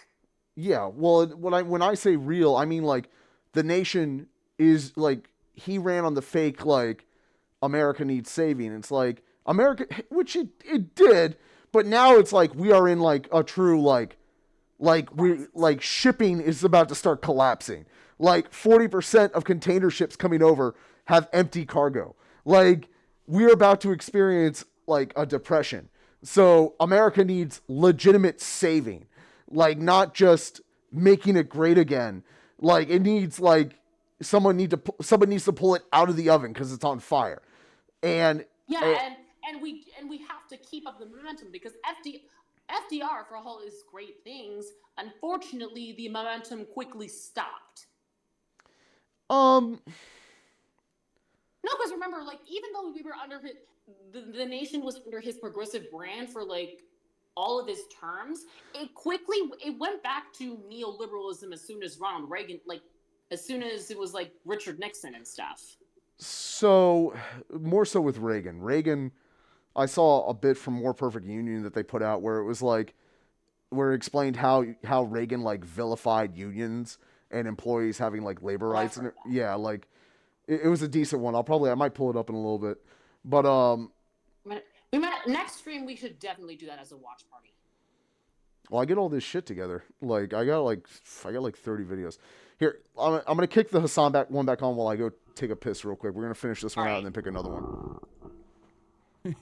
we're arresting you while you're making this determination to send children to jail for no other reason than the fact that you are getting paid to do so. Judges and judicial officers have always been awarded absolute immunity for their judicial acts. Absolute immunity covers even when conduct which is corrupt, malicious, or intended to do injury. And in this process, what this judge was doing wasn't even corrupt or immoral, for the record. A victim witness specialist employed by the Milwaukee County District Attorney's Office was present in courtroom 615. The VWS made contact with the victims in Flores Ruiz's criminal case who were also in court. The VWS was able to identify Flores Ruiz based upon the victim's reactions to the presence in the court. Dugan's gesture towards Flores Ruiz and an unknown Hispanic woman. The VWS stated that she believed the Hispanic woman may have been an interpreter. However, based on the VWS's description of the woman and other witness statements, I believe the Hispanic woman to which the VWS referred to was Flores Ruiz's attorney. The VWS stated that Judge Dugan then exited through the jury door with Flores Ruiz and the Hispanic woman. The VWS was concerned because Flores Ruiz's case had not yet been called and the victims were waiting. Another attorney, Attorney C, who was in courtroom 615 on April 18, 2025 to represent a client, also advised case agents that he observed Judge Dugan forcefully direct two individuals, a man and a woman, to leave through the jury door. Attorney C indicated that this was done with a stern tone. Ruiz makes it out of the courthouse and is arrested after a foot chase. After leaving the chief judge's vestibule and returning to the public hallway, DEA Agent A reported that Flores Ruiz and his attorney were in the public hallway. You want to know something that's so, like, sad and weird about this process, by the way? Like, technically, if he gave chase and he was able to successfully evade the authorities and then somehow made his way back to the next court date, and if found not guilty, like, he would be able to continue being on U.S. soil, ironically enough. And that's kind of what ICE is trying to stop from happening. They just don't want this to happen. Because what the ICE enforcement in this process is in a legal gray area, the reality of the matter is if you can successfully stop ICE agents from following on an immigrant enforcement action, that person is still fine to be here. For example, I'll give you this example, okay? ICE could not figure out, there was a Korean American legal permanent resident going to Colombia, and ICE tried to nab her while they were going after Mahmoud Khalil. They couldn't find her on campus. And she was able to make her way to a New York court. And because of that, she is not detained. Mahmoud Khalil, on the other hand, could not evade the ICE agents. And that's the reason why he is currently in a Louisiana detention facility. And considering that this administration has already gone back on revoking the immigration status of thousands of students because they just had no merit. Like, there's this totally meritless revocations. It's literally about abiding your time until, the admin realizes that they can't get away with it. It's really f***ed up. It is no different than, at least at this stage, because we haven't fully gotten to the legalization of these sorts of actions. Like, this is the Nuremberg race laws moment in Weimar, Germany, and not post Nuremberg race laws moment where it has become officially illegal to be Jewish, right? In many circumstances, if you can just evade the law because the law is behaving at this stage still in an illegal manner, you can get away with not being disappeared. It is a very strange time. And it's crazy to think because one might say, Hassan, you're telling people how to obstruct justice and you're urging people to evade the law. But the reality of the matter is, in many of these circumstances, they haven't done anything wrong. And it's actually, as it stands currently, until they change the rules, until new precedents are set, it is actually the government, the federal agencies that are in violation of the law. It's nutty. The system is so broken. This is the situation. Yeah, that's the judge up on the screen now who got arrested. Yeah, his name is Ortega. He was is a known TDA member, So he comes through Eagle Pass. Okay, this is the other part of this process, which is he's a known TDA member. First and foremost, just like with Israel, when I hear this administration blame someone for being a Tren de Aragua member, okay, I'm going to be a little skeptical about it. I'm sorry. You have lost the power that you should have had as an institution when you shipped off 90% innocent people to CCOT. Okay, if what is happening here in terms of the determination for what constitutes a known Tren de Aragua member is simply someone having a autism awareness tattoo, it's going to be very difficult for me. I'm going to need to see some real evidence. Having said that, the irony here is this determination is not up to the Attorney General, Pam Bondi. This determination needs to happen in a courtroom. That's the whole point. Because when you say someone is a violent gang member and we've made a determination that this gang is not even a gang, but it's actually a terror cell, we're going to disappear that person. There is no more room for a due process. The entire argument right now is around due process. I'm not saying keep every single person inside of the American borders, inside of the American national boundaries. I'm simply saying that we have to make this determination in a courtroom, because if we just destroy due process in its entirety, today it's going to be random brown guy, tomorrow it's going to be another person that is an American citizen. And you can't even make this determination any longer because we've eroded the Constitution and there's no more due process. This is very dangerous. She put the lives of our law enforcement officers at risk. She put the lives of citizens at risk. A street chase, which is absurd that had to happen. But yes, she put a lot of people in danger. That judge did. She's a fucking animal. The other judge, Judge Cano, is charged with. They were allegedly giving him assault rifles, AK-47s, AR-15s, with a suppressor, a known TDA member. She's a lying sack of shit. Letting him go to a shooting range to refine and perfect his shooting skills. What's happened to our judiciary is beyond me. Yeah, so when the American public... Who is she talking to? She's talking to right-wingers. She's just lying and saying whatever. You do. Whenever I say that, I say that rhetorically. Yeah, like, she's not talking to anyone with reason. Who is she talking to? She's talking to people like, what's his name, everything that was in the chat earlier, like, losing his mind. Like, that's who she was fucking talking to. She was talking to the anti-mask person that was scolding you for having a mask as part of your persona? Yeah, these people, that's their, yep. Oh my god. Oh my freaking god. Here, we're almost done with this. We're almost done with this video, and then I've got like 30 others. Some of them are pretty quick. I want to finish this one and then do some short ones. Look, here's this, and they think these were once upstanding people in their communities and their professions, and they put it all on the line for this. I mean, have you dug into their motive? Like, what inspired them to carry out these acts and harbor criminals? They're deranged is all I can think of. I cannot believe. I think some of these judges think they are beyond and above the law, and they are not. And we're sending a very strong message today. If you are harboring a fugitive, we don't care who you are. If you are helping hide one, if you are giving a TDA member guns, anyone who is illegally in this country, we will come after you. Bro, this is literally, I can smell that you are harboring Jews in the floorboards type.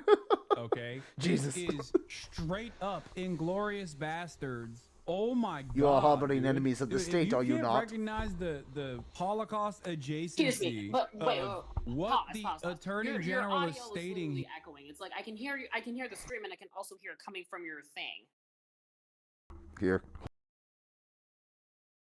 Here, I don't know what to tell you. You are so lost in the sauce. You are the average German citizen at this point that goes, yeah, well, maybe people shouldn't hide Jews in the floorboards because they are all dangerous criminals. Like, that's what we're doing. And I know when I make this comparison, a lot of rabid right-wingers are going to turn around and say, oh, dude, yeah, making an Anne Frank comparison again with a violent criminal. It's like, dude, until there is due process, you can't make this assertion.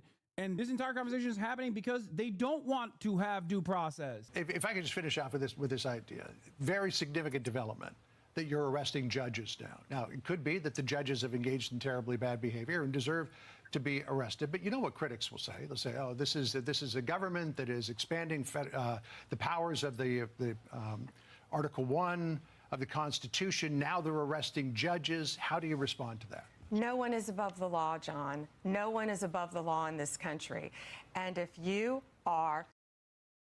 Donald Trump is literally the fucking president, and he's a 34 convicted felon. Yeah, unfortunately. Yeah. No. And let's be clear for the record. Billionaires have always been above the law. They have always been above the law. Yeah. Again, That's just the truth. Epstein. They've always been, ever since 1619, they have always been above the law, because if they weren't, we would be on our way. We would either be on our way to a democratic socialist system or are already under a democratic socialist system. Yeah. Remember. Instead, we have capitalism. Yep. Crony capitalism and. Especially crony capitalism, but overall it's capitalism. Yeah. I remember, like, Jeffrey Epstein was straight up arrested and, like, convicted and only had to go to jail on the weekends and still kept his pedophile island. Like, and he only had... Like, that's a slap on the wrist, because if we were under a democratic socialist system, assets would have been seized, he would have been life in prison, and... yeah. Yep. But fuck us, so... Destroying evidence, if you are obstructing justice, when you have victims sitting in a courtroom of domestic violence and you're escorting a criminal defendant out a back door, it will not be tolerated, and it is a crime in the United States of America. Doesn't matter who you are, you're going to be prosecuted. Madam Attorney General, great to see you in the studio. Great to see you. One more time. How long until they go after Ocasio-Cortez? They're gonna wait a little bit on the politicians. Like right now, and by a little bit, I mean like probably by the end of the year. It's hard to say. Like no, because literally, they're gonna arrest everybody, and obviously they're gonna get mad when every single other progressive gets like arrested. Yeah. But if Ocasio-Cortez gets arrested, and I take no pleasure in saying this at all, and I do not endorse it at all, but I'm just saying, if Ocasio-Cortez gets arrested, riots will happen in the streets. Yeah. People will riot. Again, right now they're on. Not even the non-violence that we keep screaming about. Actual riots, like more coordinated than what was going on when there was a riot during the 2020 protests. Wait, say it again. If Ocasio-Cortez gets arrested, the people will riot. And I take no pleasure in saying that at all. The people are literally going to riot, because this is somebody that's literally carrying the mantle when everybody else isn't. Yeah, I mean, she's the one that's giving us hope, and the fact that you're arresting her shows that you really asked for it.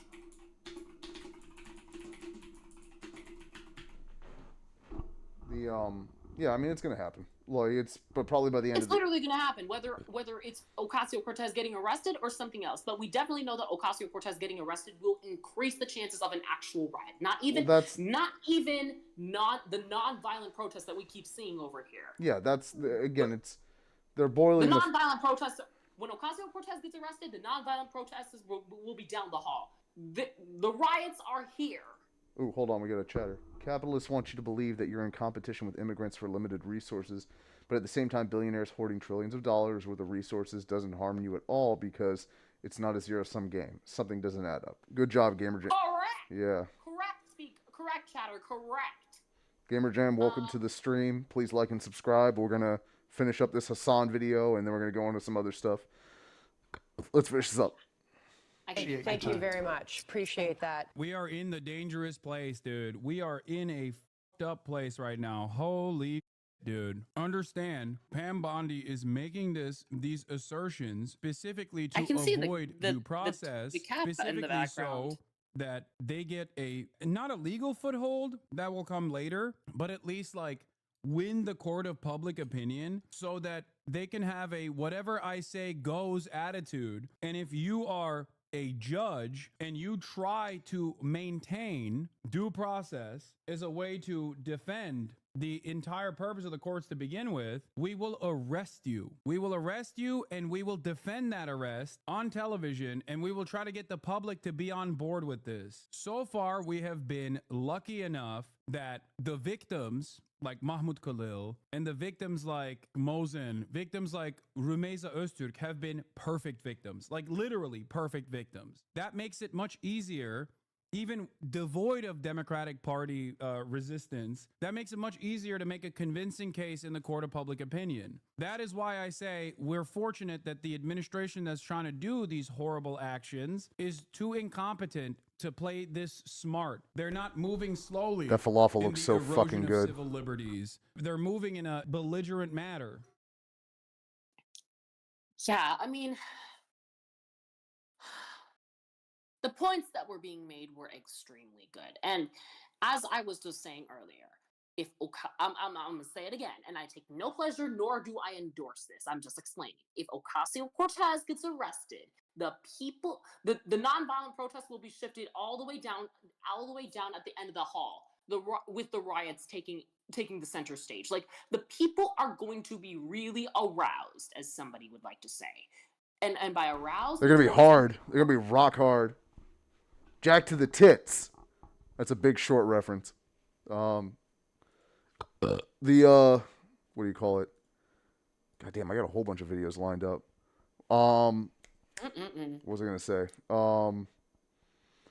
I wouldn't worry about, like, they're not, because of that, they're not gonna go after her immediately. But I mean, like, before the end of the year, probably. Right now, they're working on U.S. citizens, and they want to, like, normalize that. They just deported that 2-year-old citizen. So, like, yeah. That's sick. So sick. So sick and mentally ill. Of course. Let's see what, okay. I got a couple of short videos with John Idarola.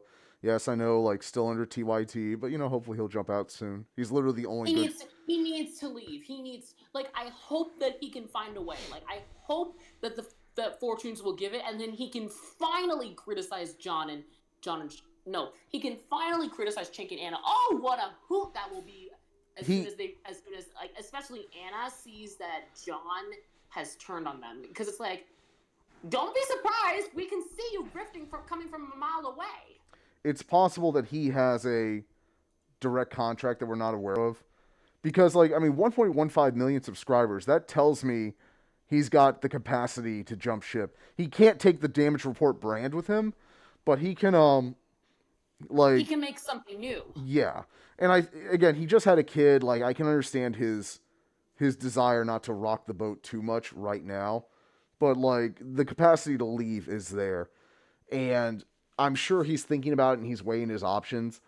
And he's got options, but, if we tell him this directly, we're going to have to make sure it's absolutely under closed doors, because if it's out in the open, not only will they holler at John, they're also going to holler at us too. I mean, we can handle it. We can basically just eviscerate Chink and Anna, but it's John that I'm worried about. Yeah, I mean, like, we basically can just say, Chink, Anna, you are so far gone. It's very likely within the next year he'll make a decision of some kind. He needs to, because and following John, Dr. Rashad Ritchie, who literally got his start under TYT, he has the numbers. He can go independent. Same with J.R. Jackson. He can go independent. Like, they all can. I have a little bit of mixed feelings with, like, Nina Turner. I mean, she is solidly progressive, but she occasionally falls into the... She says some lib shit every now and then. Yeah. Huh? She says some lib shit every now and then. Not just that, but not just lib stuff. She also can occasionally fall into extreme left framing, because she was literally saying that, I mean, of course, she's right that we politicians do have to earn the vote. But then it's like, I do have a little bit of suspicion, especially since Nina Turner was out here hanging out with Jill Stein. Yeah. Jill Stein. That made me raise an eyebrow a little bit, because remember, let's say it with me, Jill Stein is a Russian asset. Yeah, she's definitely a piece of shit. Like, she is, and I don't understand why extreme leftists are taking her seriously. If she was actually serious, we would be seeing the Green Party knocking off incumbent Democrats at the local level, at least. And when I say incumbent Democrats, I am specifically talking about the establishment ones that aren't doing anything in the local office except hoarding money. Bernie's most recent not newsletter, his outreach letter said, "I want you to run for office and get rid of these fuckers." And I was like, "Yes, sir, Bernie, sir." Yeah, he was just like, "I want you to run for," like, he basically just sent it out to everyone like that's on his mailing list. Because if you're on Bernie's mailing list, you definitely align with his politics. Huh? I'm not on Bernie's mailing list. Yeah, then he sent it to you too. It's his outreach letter, and it's just like, "I want you to run for office," because basically, if you're on there, you're in line with his politics, and he's it's like, yeah, we need to get the shitheads out of office. That's what I said. We also need gamers in office. I said what I said. Ace Watkins. Gamers in office. Ace Watkins, the people's candidate. Yes, Ace Watkins. The gamers candidate. I will be the first gaming president. Like, I think if he. What was the name of that person again? Ace Watkins. Ace Watkins, the lowercase g gamers candidate, and the people's. I'll tell you, if he because remember, capital G gamers are these rah right wingers that literally think that gaming is woke. You're talking about like XQC and Asman, right? Hold on. Did you just say XQC? He's right wing. He's absolutely right wing. He was at the Aiden Ross thing with Trump. He's a right winger. Wait. Hold on that. Wait. Yeah. Ocasio-Cortez literally had a platform with XQC. How long ago? 2020. Yeah, he's a right winger now. Yeah, he was at the Aiden Ross Trump thing. Like, yeah, he's a right winger. Wait, hold on. This was before. When did XQC go there? The Aiden Ross Trump thing? That was last year. It was during the campaign. Oh, so Ocasio-Cortez didn't know. Yeah, no, he's like, yeah, she didn't know. But I'm pretty sure that she privately disavowed him, even though she would never bring things like this up to the surface. Yeah, don't focus too much on every individual association and disassociation. The people that you're allied with today can be completely different tomorrow, and it can happen so fast now. You're not even aware of the circumstances. They're pulling John Fetterman's left and right. Yeah, exactly. Like, that's the thing. Like, so don't worry about reconciling like past associations as much as, again, current platforms and actions stand. Like, so yeah, like, if it was 2020, it's fine. XQC was still a piece of shit for different reasons, but now he's like, again, he's like a low-key right-winger. Him, Aiden Ross. Right-winger. Yeah. Taco Bell toilet seat. First time chatter. Yo, hey, welcome to the party. Like and subscribe. I love the name. Like, I'm basically the Matt Leck of. It's a Majority Report term. I'm basically the Matt Leck of the stream. Yeah, if you can hear Luma, she's in our Discord. She's co-hosting this stuff with me. If you want, huh? He. Yes, he. I heard you say she. Sorry, I'm very tired. My head is killing me. It's okay. I do sound like a girl though, so that's understandable. Well, usually I've been dropping they, and I'm losing my I've had too much coffee, and I'm on my second energy drink, and I'm fucking exhausted. Luma's the co-host. God damn it! Like he yes is co-host. I'm very tired. I hope that when he gets popular, I can still co-host with him. Though I'm probably going to be busy with a bunch of other things. Everyone is welcome to the Dandalorian party, as long as they don't say crazy shit.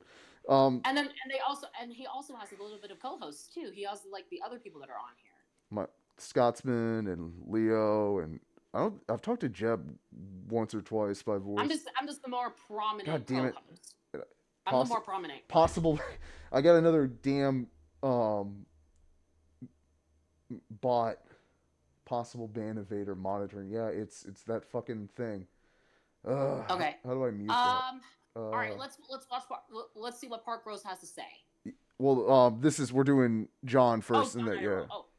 But we definitely need to show the audience what they're doing to Park Rose, because this is ridiculous. I don't think things move so fast. If it's the video's more than a day old, it's really not worth going back to. That's how fast the news is right now. But she'll bring it up if it's a thing. So if it's still a thing. So let's see what John. This was very, very recent. Yeah. It was like Tuesday, Wednesday. But like again, this is today's Saturday, and you said that this was a day ago. So why are we going back to here? With Park Rose, her thing with the pizza thing was a couple of days ago. I just know that. Oh. Here, let's see what John's doing. Yeah, let's see what he has to say. Okay. Well, this is about Target. Unlike DEI, the bad news at Target is showing no signs of going away really quickly. That's our dark humor to get over the fact that Target has betrayed its customers by getting rid of its diversity, equity, and inclusion programs. But no, the bad news is still here, and the boycotts and the walkouts, those continue. In particular, there's an escalation of a previous 40-day fast boycott, like going 40 days without actually going to Target. And that has had a bad effect on their stock. It's had a bad effect on their foot traffic, and it looks like it's going to get bigger.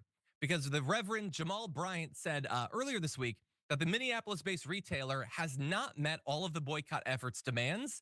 Among those include restoring its commitment to diversity, equity, and inclusion principles, and pledging money to Black-owned banks and businesses. Those are both things, by the way, that should not be like wild asks for Target. They've previously done those for years, and they have benefited financially in terms of their business as a result of it. But they did what many companies did. They overreacted to the incredibly narrow electoral win of Donald Trump and said, oh, I guess we're supposed to, like suppress minorities again. And that's the direction they went in. And a lot of people aren't happy about that. And so let's jump into what Bryant wants to do. They have a website for their boycott. It's targetfast.org. And here's the plan going forward. He says, we are entering a new phase of this movement. What began as the Target Fast, a moral witness and an urgent call for justice, now evolves into a full Target boycott. This shift marks not an end, but a deepening of our commitment to justice and accountability. Until Target comes to the table with serious, concrete proposals to meet our 4 demands, we will remain in this posture. Silence and delay are no longer acceptable.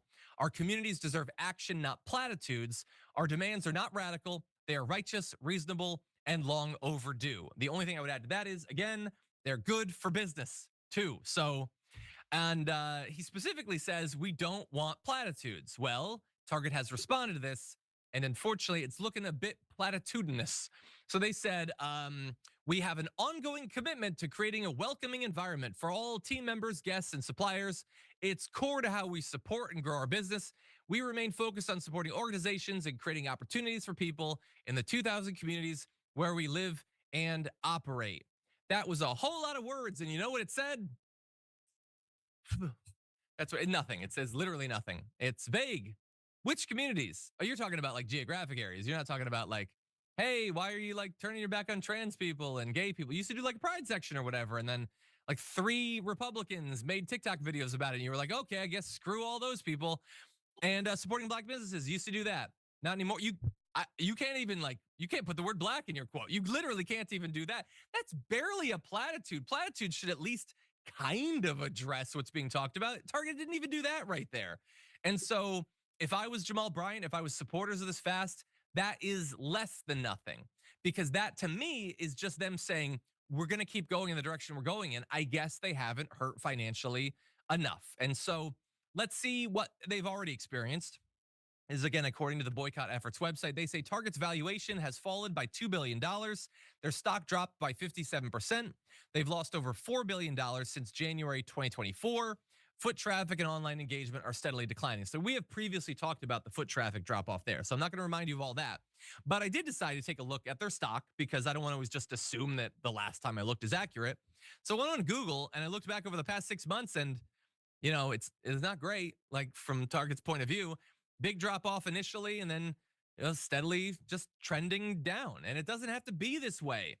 Again, they're not asking for anything radical. They're asking for you to just continue doing the bare minimum corporate stuff you're already doing.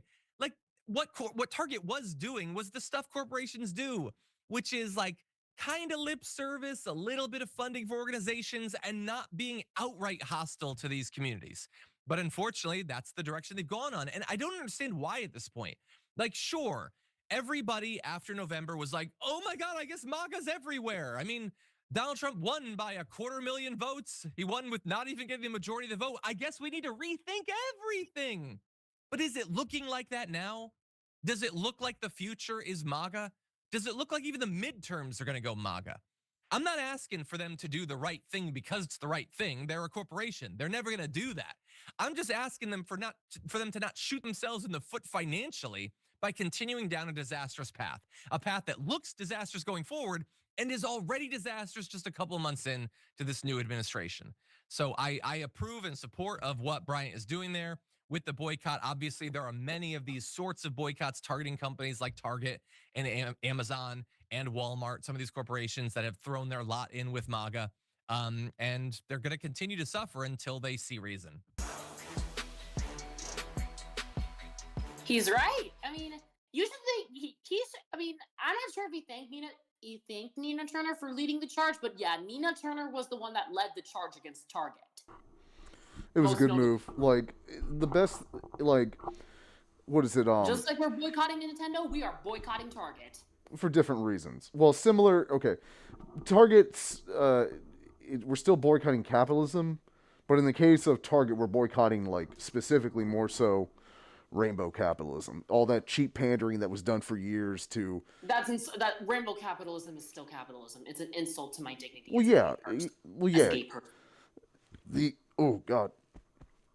What was I going to say? Oh, and speaking of Nina Turner, I don't understand why she was denied that seat that she was the Ohio's 11th congressional. I think she would have been a great squad member because she was definitely affiliated with the Ocasio-Cortez wing of the squad wing of the Progressive Democrats. Well, right now, like, again, the whole with the mid. I love, like, none of us really talk about how the fact that, like, everyone's talking about the midterms like a year sooner than anyone would be talking about the midterms. That's how bad shit is. Like, yeah. Like, everyone wants the midterms to be this year, and instead they're next year. And it's like, fuck. Yeah. Yeah. Well, speaking of Nina Turner, I just was happening to look up, like, the Ohio's 11th congressional district special election, and it's like, why? Like, I'm still trying to figure out why was Nina Turner denied that seat. Ohio sucks. Like, I have family there. They literally elected Chantel freaking Brown. Well, and J.D. Vance.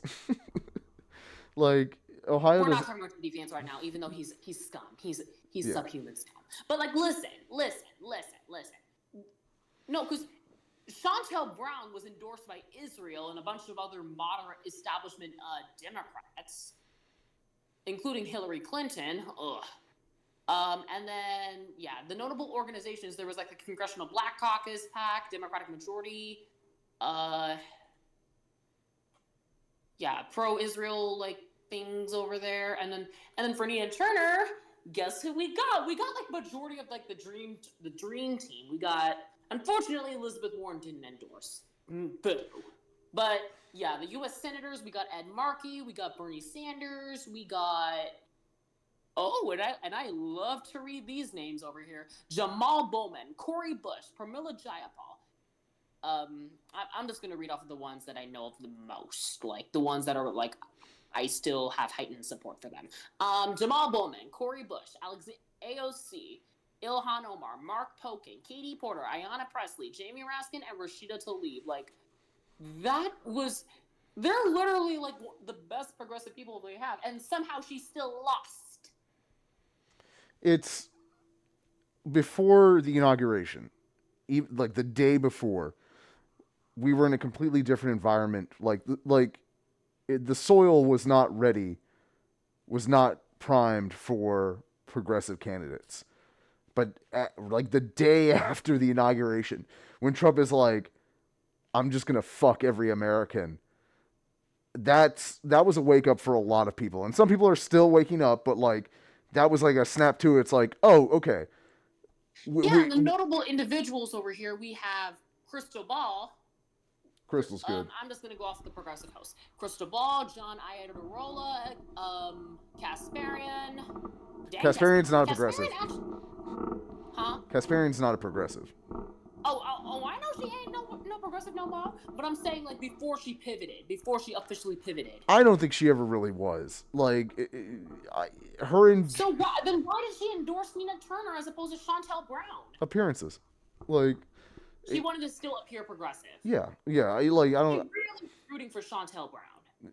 Yeah, no one that says the shit that Anna did was ever truly progressive. They were just a liberal. Pandering. Yeah, a pandering liberal. So basically, she really wanted Chantel Brown. Yeah. Dang.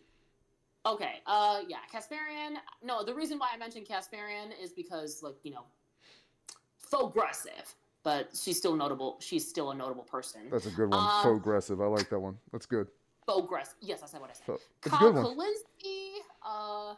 I keep forgetting, Sam like, Peter. it's so, like, they seem to have him and Crystal seem to have a very happy marriage.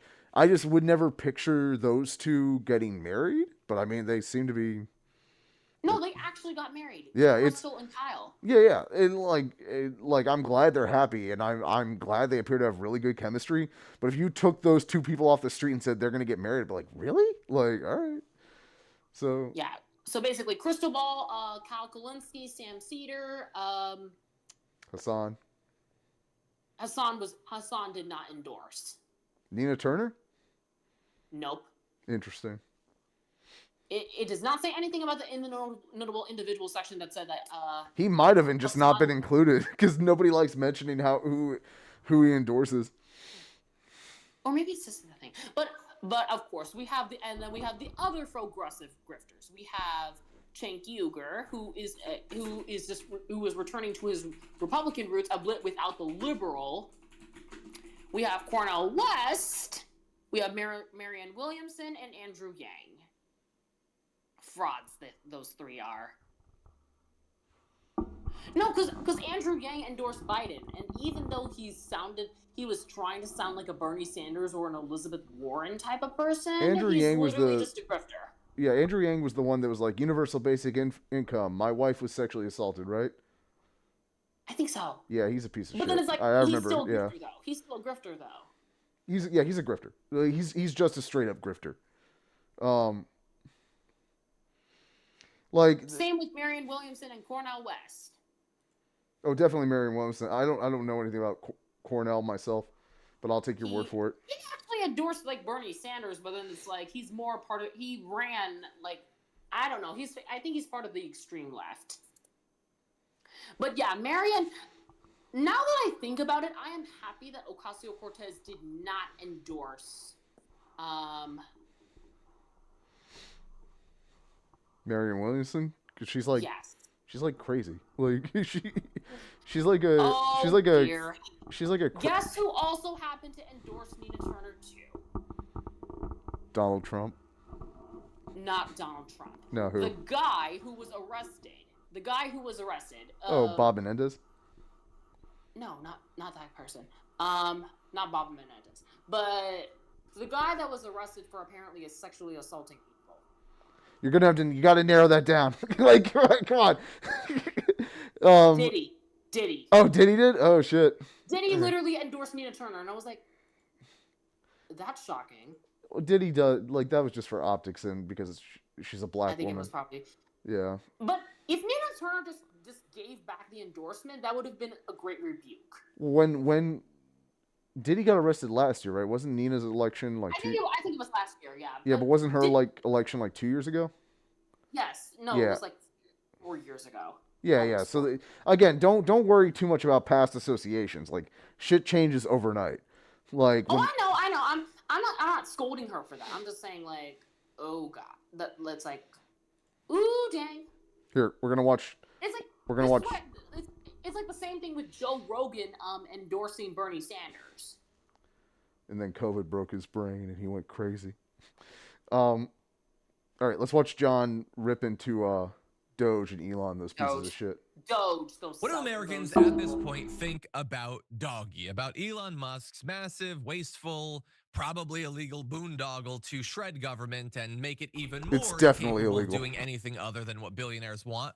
Well, overall, Americans seem in some base way favorable towards the idea of fighting waste or fraud. And of course they are. That's the entire reason that Elon Musk pitched this as being a thing about waste and fraud. That's not what it's actually about, but he knows that there's a hunger for dealing with waste and fraud. That said, that doesn't mean that they're actually on board with what he himself has been doing. So there are somewhat mixed feelings. On the idea that government is inefficient, it's at plus 14 points agreement with that, which is the most obvious thing in the world. That means nothing. The idea that you can take that and be like, oh, so I get to kill Social Security. No, that's not what that means at all. Yeah, Americans are suspicious of government. That's obvious. The idea that doggy was a good idea, I guess, is at plus 6. So that's basically split. But there's a lot of people that believe the branding. They believe the hype about what it's supposed to do. On the idea that it's doing a good job, that's where you start to lose them. It's at negative 12. And the idea that Musk himself is doing specifically a good job with doggy is at negative 18%.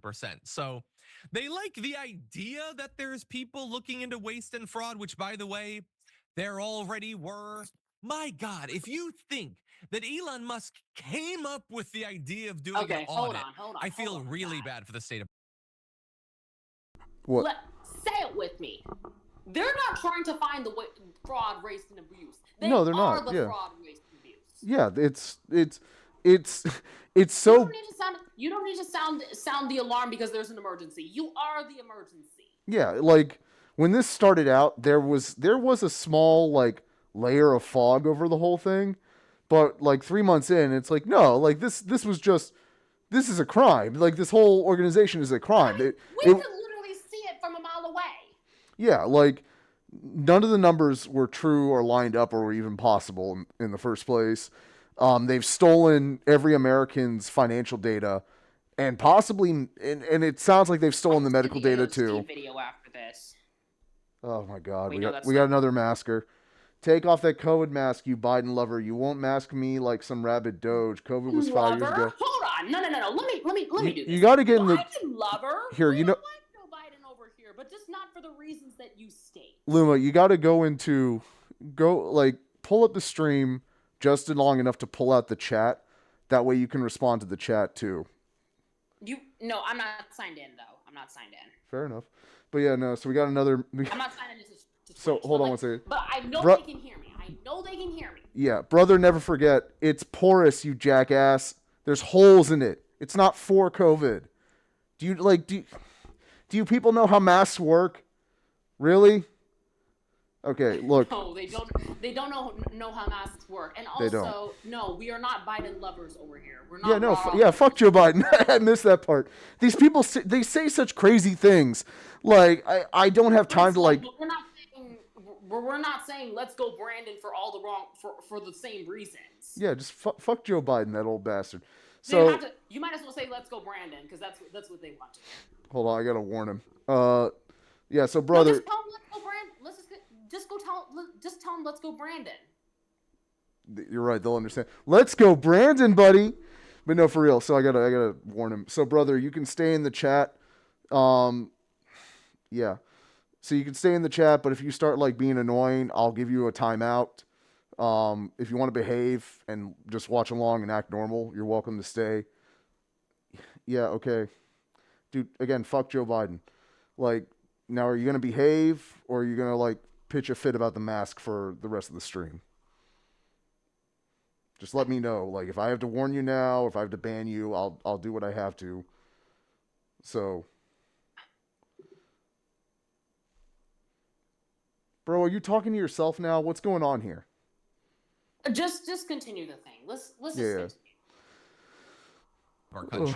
But a lot of people do seem to think that. That said, they also can look at what he's doing and they know that it's not good. And so in terms of what should happen in the future, well, 33% say that doggy should continue in some form. 33% say it's reckless and should stop now. So that is exactly split. 28% say it's needed but should slow down. So again, something should be done about waste and fraud, but not this. This is crazy.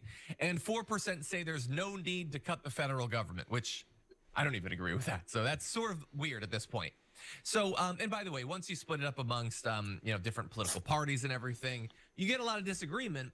I would assume that because there's still like I said, a big split amongst the public on what should happen with doggy, I imagine what will happen is that they'll just continue doing terrible things that do long-term damage to our government. But maybe at least Elon Musk will be pushed out. We have really all of these different forces of the American people not liking him being involved in doggy, Donald Trump apparently getting sick of him, the rest of the administration thinks that he's a cringy a-hole, and Tesla's like, maybe you should actually show up to work and earn your paycheck. All of that seems to be moving us towards a point where he steps back. But Sharon, what do you think is going to happen? Apparently, there's no upside with this guy. No, there's even his father has talked nasty about him. Number one, this poll was a little too complicated for me. Like you, I don't know about that 4%. Most people don't want you wasting our tax dollars, right? That's it. That's it. They just don't want this guy with his short shirts in their face and his what was that thing? Chainsaw. They don't want to see him anymore. That's all it really is, okay? I think you should change the name, rebrand everything. It was a big mistake, like when Coke did New Coke, Old Coke, Classic Coke. Remember that whole thing? And they were the top of the man. They were king. And then they did this thing. And then Pepsi started going like this. They did the commercials and made fun of them because it was crazy. And the people probably behind it got fired. Where was I? Okay. So I didn't like the poll. Okay? I think you were about to talk about RC Cola. Oh, RC, who drinks that? And how is it still around? Is it still around? Yeah, okay. And I don't even know if it tastes like the others. But yeah, so he's got to go, okay? And nobody likes him, and they're putting out things on him. He's not saved a bit of, you said 150 billion. That's not even the right number. It's not going to even be this much because remember, he was putting out lies.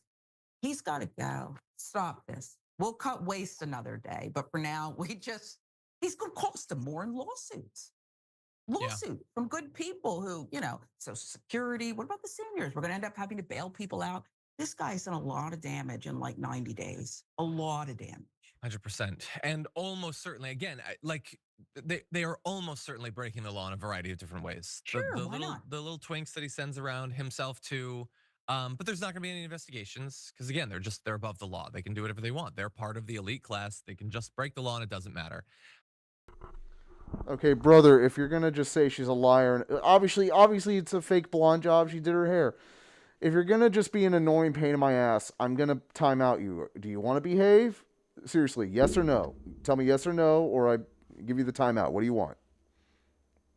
Like, I don't care that it's a fake. Like, yeah, it's clearly fake blonde. Like, are you stupid? Yeah, like she wants to do it to feel pretty. It doesn't look that bad. Like, are you out of your fucking mind? Oh my God. I thought the hair isn't even an issue. Right? One second, Luma, 1 second. Say yes or no. If you say yes, like you're going to behave, you can stay. If you say no, I'll just time you out. The next comment better be a yes or a no.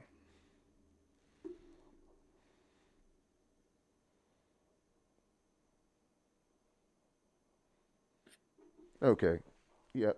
Timeout. He wrote yes or no. Like, God. All right. He's going to sit that one out for 10 minutes. If he wants to come back, he can behave. All right, let's finish this, and then we'll go on to the next video. We have to go to one other thing, just real quick. That email that he was sending out, I want you to list the 5 things by Friday. People have now been ignoring that. They're not even answering that. So yeah, he's breaking the law and doing some things, but it's over. Okay, no one's afraid of you anymore. They just want you out. Yeah, 100%. Like he's the waste. Doggy is the fraud. Wow. That's what it is. Let's move past this.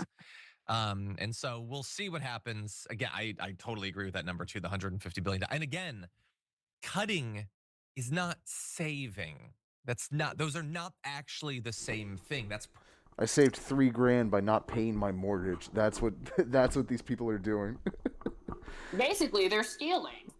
Yeah, well, so they haven't gotten around to actually like stealing the money as well. They have like the coders, the aforementioned twinks that John said, like they hired them at the highest possible grade of pay, which is not like, that's not a thing. Again, my spouse worked for the federal government. To get the level of pay that they started out with, you had to have been with the Fed for like 30 to 40 years. They hired them at an illegal level of pay. But that's not where the theft of wealth is coming from. The bigger theft is the backdoors they've clearly installed into all of our data infrastructure, and the data that they illegally stole Like, again, financial data, medical data that's going to get fed into Grok, sold to Russians, used for personal projects. Like, that's the real theft. On top of the fact that they cut all these all these essential services. Like, again, like from what I've understood from like my spouse's position, like medical facilities that dealt with specialty care and also like rural, like individual standalone facilities are just going to shut down, and like people are going to, like, they're already dying. More people are going to be dying. So it's how much are they willing to? How much are they willing to kill? Like, and it's, I mean, Republican congressional leadership is they. I love how like they're all like guys like Mike Lee or like, and Mike Lee and Tommy Tuberville are like, Doge is so great, it's saving us all this money. It's like, it's just killing people. Like, and you don't care to understand or learn that. Like, you're just endorsing the killing of, like, frankly, your own constituents in some cases. I mean, look at, oh God, we're gonna get to that. Hold on, wait, let me see if it's up here. Where is it? Where'd you go, you little butthead? Come here. Where'd you go? Come on. Where the hell? Well, wait, we need to go to Ocasio-Cortez. Will AOC. That's what it says. That, hold on one second. Hold on. There was some. Oh, that's like 21 whole minutes, and I have to go. You want to do this one and then call it? No, I literally have to go. Like, I literally stayed. Oh, you gotta go right now? Yeah. It's all good. Maybe the next stream we can definitely like look at this. Like, well, I'm gonna keep going. Like, I'm gonna be on for a little bit. Like, I want to finish up some videos, and then like I said, I'm probably gonna game in a little. I just haven't decided on what yet. But like, they're gonna. I have a specific bedtime, and I'm trying to make sure that I follow that. Well, no, and that's fine. I'm saying, like, if you gotta go, you gotta go. I'm gonna keep doing my thing here. Oh, okay. Yeah. Well, I know. I'm saying next stream. The self-consciousness is hitting me so hard. Next stream, we definitely need to like get the people. Like, next stream, we're going to talk to the people. Like, we're gonna get because they need their talking time. I've had well, the problem is, like, with Scotsman, and I think Leo is fine. I think I gotta ask him, but I think Leo would be fine with streaming. Scotsman is not. So, and that's perfectly fine. So, oh, Scotsman just wants to strictly talk about political stuff. Yeah, like, he's a supportive guy, and he's giving me good ideas for both the Discord and the YouTube. But he doesn't want to be vocally heard on stream. I don't know if he would join into the chat. He probably doesn't yeah want like random people hearing about him. Yeah, man's got his privacy, and we got to respect that.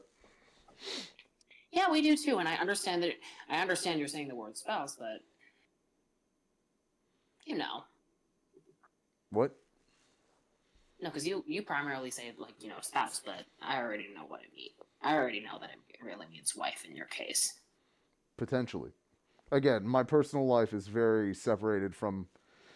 Very separate. So that's no wonder you're saying spouse as opposed to like outright.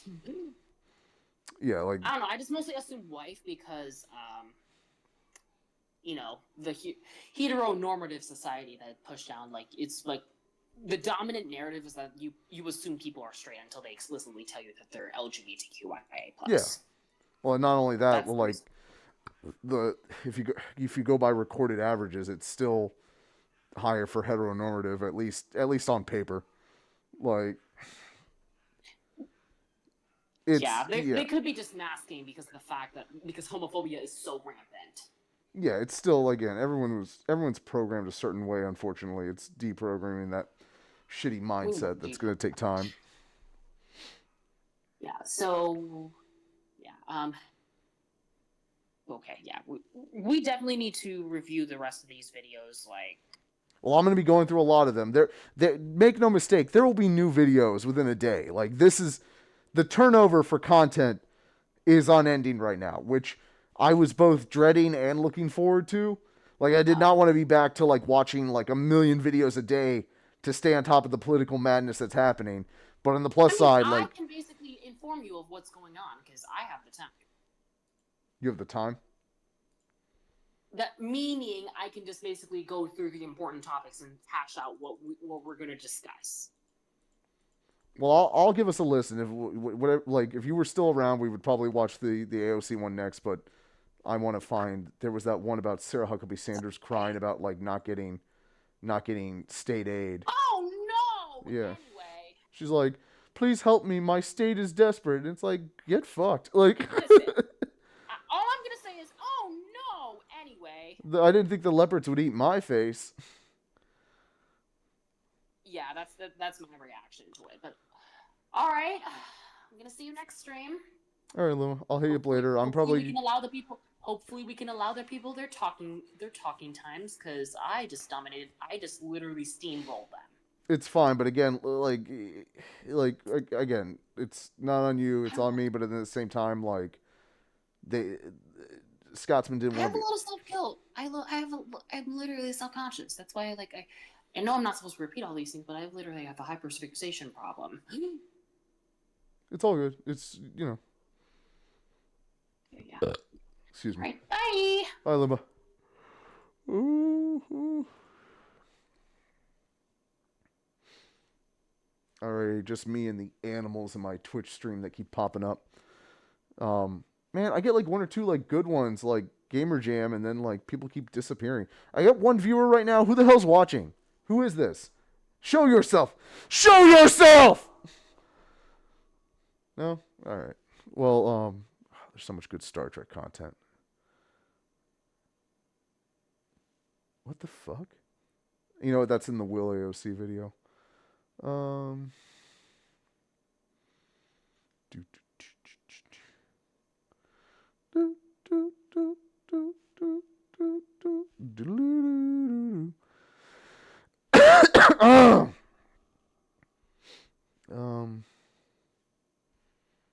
am I doing? Where am I going?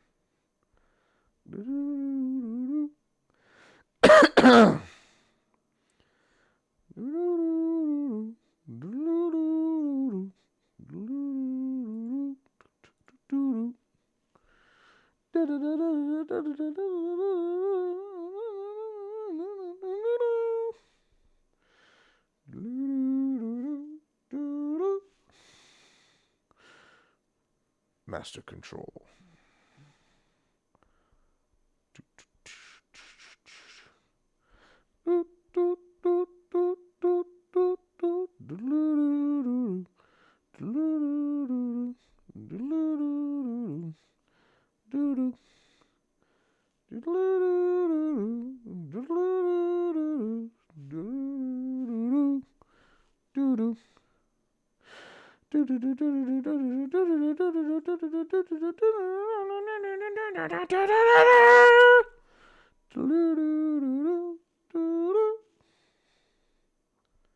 What am I doing?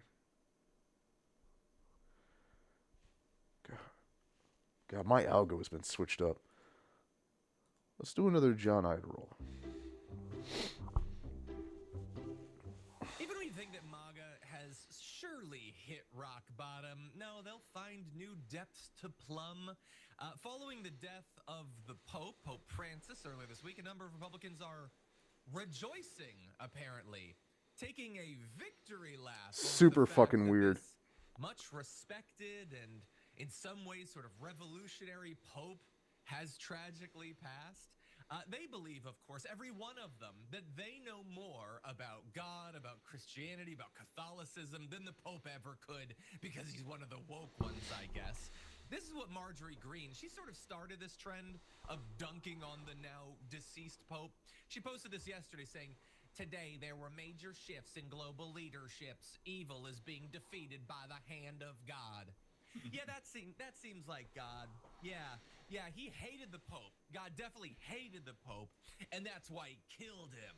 Because God don't mess around. He's not gonna let a wokester stay in charge for years and years and years. Why did he let him be Pope in the first place, you moron, you dullard?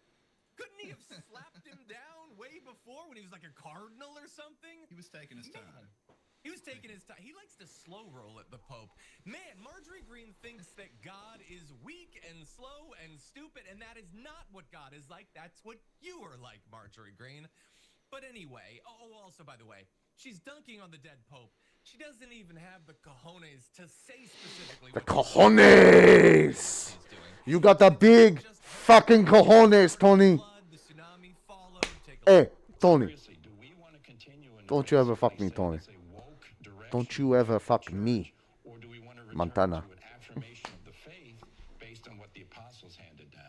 Pope Francis, whose passage obviously is a sad event for the Catholic Church, and no doubt he reposes in the arms of the Lord. But I don't know that I am so sure about where the Pope is today. I don't know that holding a title necessarily ushers you into the arms of Jesus. I think that babies died. He didn't hate enough people. He didn't hate enough people to get into heaven. Yeah, and whoever the hell that is right. Babies died, and the Pope is, of course, responsible for every baby that dies. And that random person, whoever it is, I don't care, and I'm not going to learn it. If I did, I'd forget it instantly, and I advise you to do the same. She spoke out there, and also, my God, she just wouldn't stop talking about the dead kids in Gaza. Just rant after rant, monologue about how it's unacceptable that you'd be killing these Palestinian kids and babies. No, she didn't do that at all. I love that they're so angry that he would challenge them to actually live the values that like Jesus described. Not even in every way, but just in some ways. Like, and she's like, no, religion is just supposed to tell me that I'm the best. I was born the best. Everyone who wasn't born like me is terrible, and everything's great for me. That's what religion's supposed to be. These people are such whiny babies, Jackson. What do you think?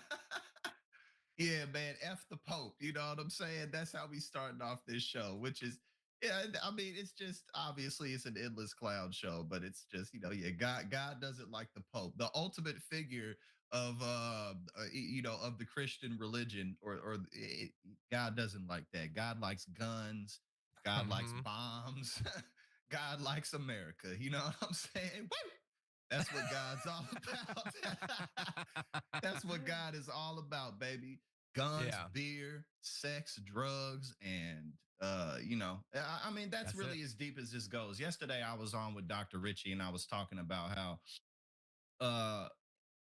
religion, obviously there's spirituality and a lot of very strong, powerful lessons about walking through life that you can learn from any religious text as well as all types of sources. But religion itself has often been associated with the state. What's good for the state is good for your God or good for your gods. And it's no different here in terms of the evangelism and the far right in this country. God is just a moniker of power, and he is an excuse for you to do what you'd like to do to others. That's it. Yeah, the people who are like, hey, isn't it great that I was born in a place where I was naturally inducted into the true religion? I always love that. But then the people who go a step further and they're like, whatever like small, tiny, jealous, needy, entitled feelings I have, I could probably find something in the Bible that says that that's right. Or if you're JD Vance, maybe not even the Bible, maybe just like some esoteric Catholic doctrine from the Middle Ages where like some priest was like Ordo Amoris, and it's like, oh good, screw Jesus, Ordo Amoris, that's how we do it or whatever.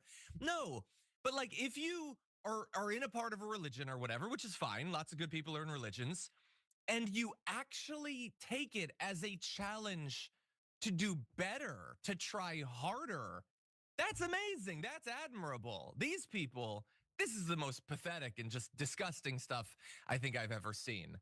There's other disgusting stuff too. So God doesn't like it.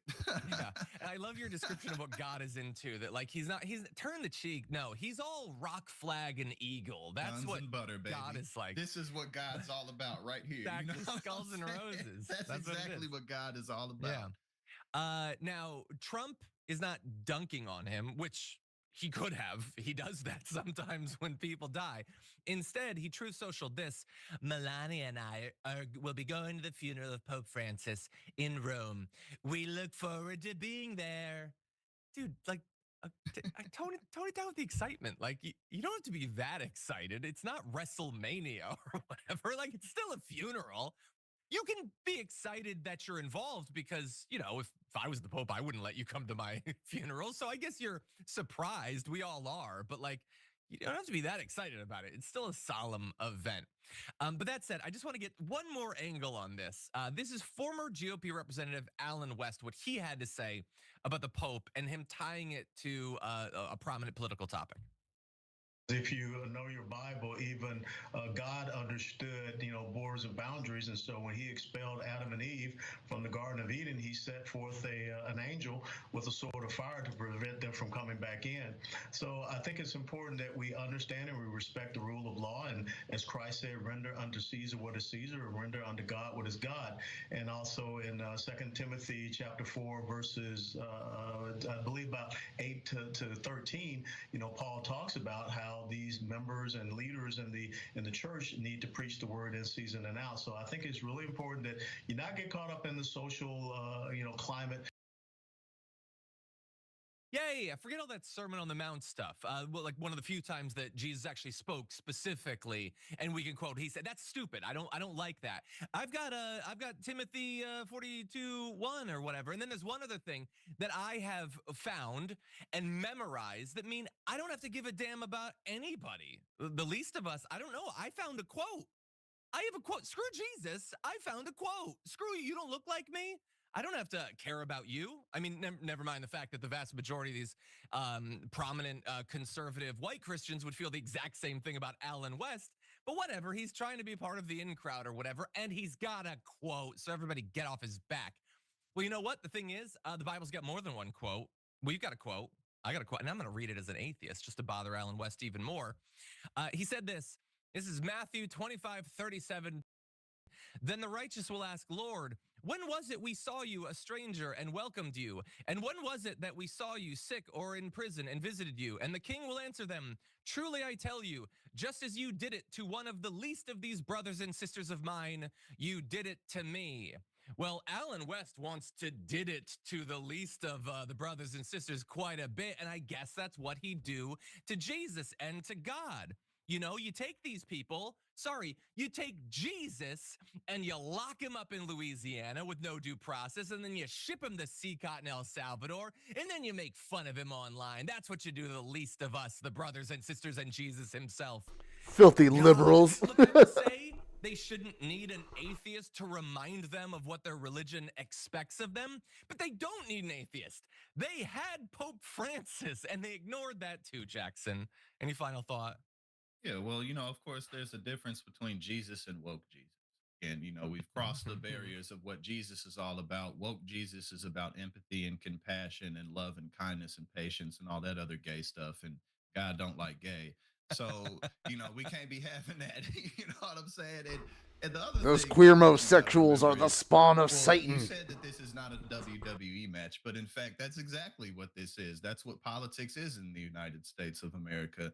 And unfortunately for not just American citizens, but the rest of the world, we're going to have to make a really massive mess of things before people collectively realize that politics, in fact, is not a WWE match, and that the life is real and that things matter. So that's the state that we're in right now. I love that, like, I know the Bible's got a lot of words, and some of these people are not big readers or whatever, but like the Ten Commandments is so brief and so specific, and you would think it's hard to weasel out of thou shalt not kill in particular, but it turns out it's actually super easy, barely an inconvenience. You just agree as a faction of Christians, screw that. It probably means something else. I actually like killing. I think there's a lot of people that need to be killed. So screw the commandments, screw what Jesus said. Again, it's not my book. I don't think it was written by God, but you guys say that it was. Maybe you should read it, pay attention to it, learn a lesson or something.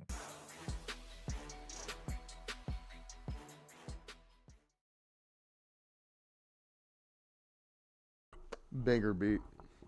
Banger beat. All right, let's just get it out of the way. Another school shooting, another young man radicalized, apparently, by far-right extremism. And surprise, he was reportedly obsessed with Trump, Turning Point USA, and white supremacy. This time it happened at Florida State University. 2 people are dead, 6 injured. And the shooter, a 20-year-old student who reportedly admired Hitler and was part of Charlie Kirk's Turning Point USA. But why don't we keep pretending that drag queens and library books are the real problem, the real radicalizing force in the United States? Here's what we know. The shooting happened just before noon on April 17th at the Student Union building at Florida State University. The shooter showed up with 3 firearms, a handgun, a shotgun, and a third weapon that, at last check, is still being identified. He shot and killed 2 men, Robert Morales, the longtime FSU dining director and assistant football coach, and Tiru Chaba, a regional VP for Aramark. 6 others were injured, including a grad student who was shot while fleeing.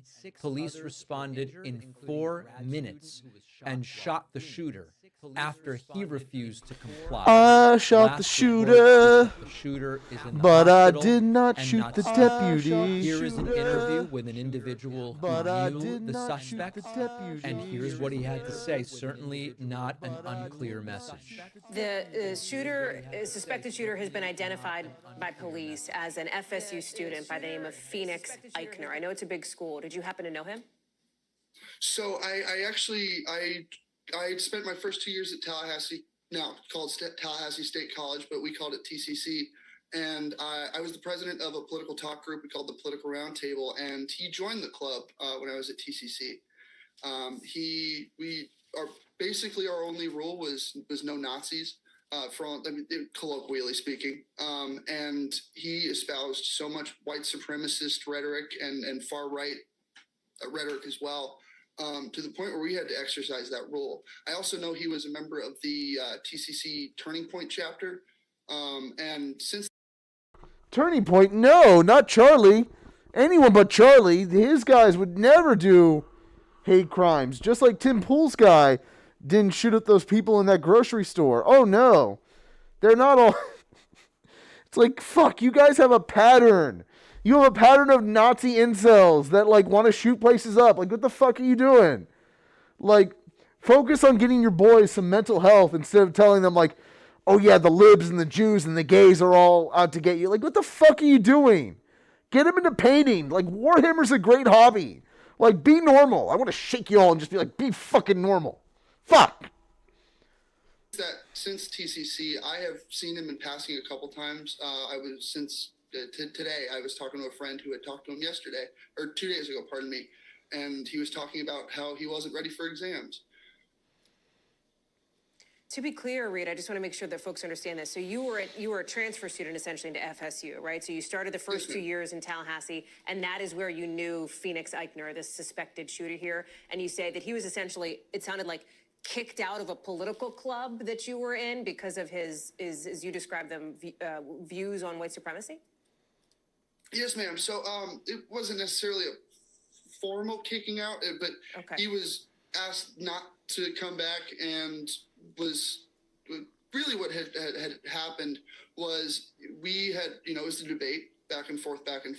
And after enough times, I mean, he did not feel welcome because he was not welcome with his rhetoric.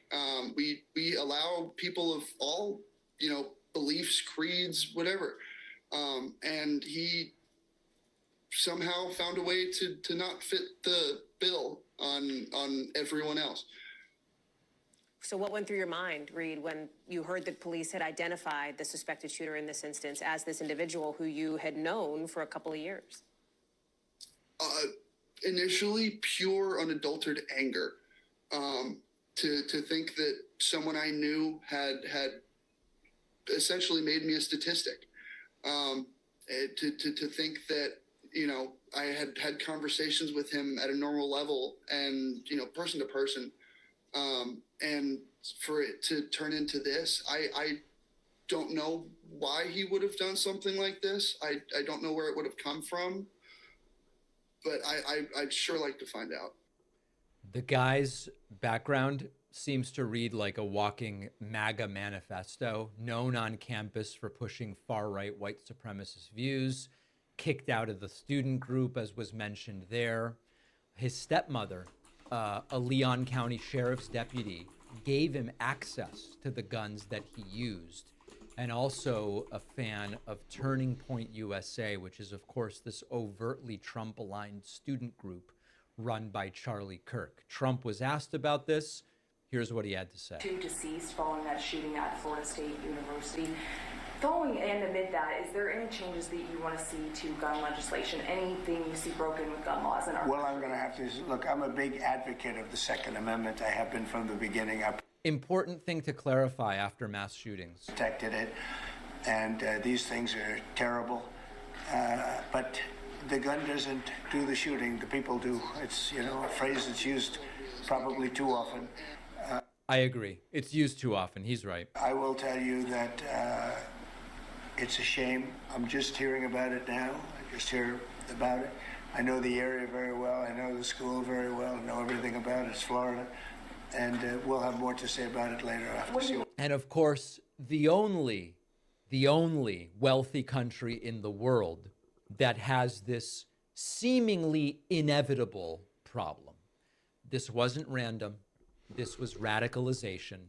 Just a reminder, like, we used to ban assault weapons, and it was Bush, if I'm not mistaken, ended the ban, and, like, as soon as it was ended, like, mass shootings just ramped up. Like, we can ban assault rifles, and you can still have a lot of guns to play with. I don't know what to tell you. Like, fuck. I'd rather kids make it to adulthood. Jesus Christ. Enabled by a political movement that doesn't just tolerate extremism, it thrives on it. We'll see once Trump knows more about it, what sort of thing he comes up with to say. After researching, writing, refining, The Echo Machine, my book, is finally out. This is not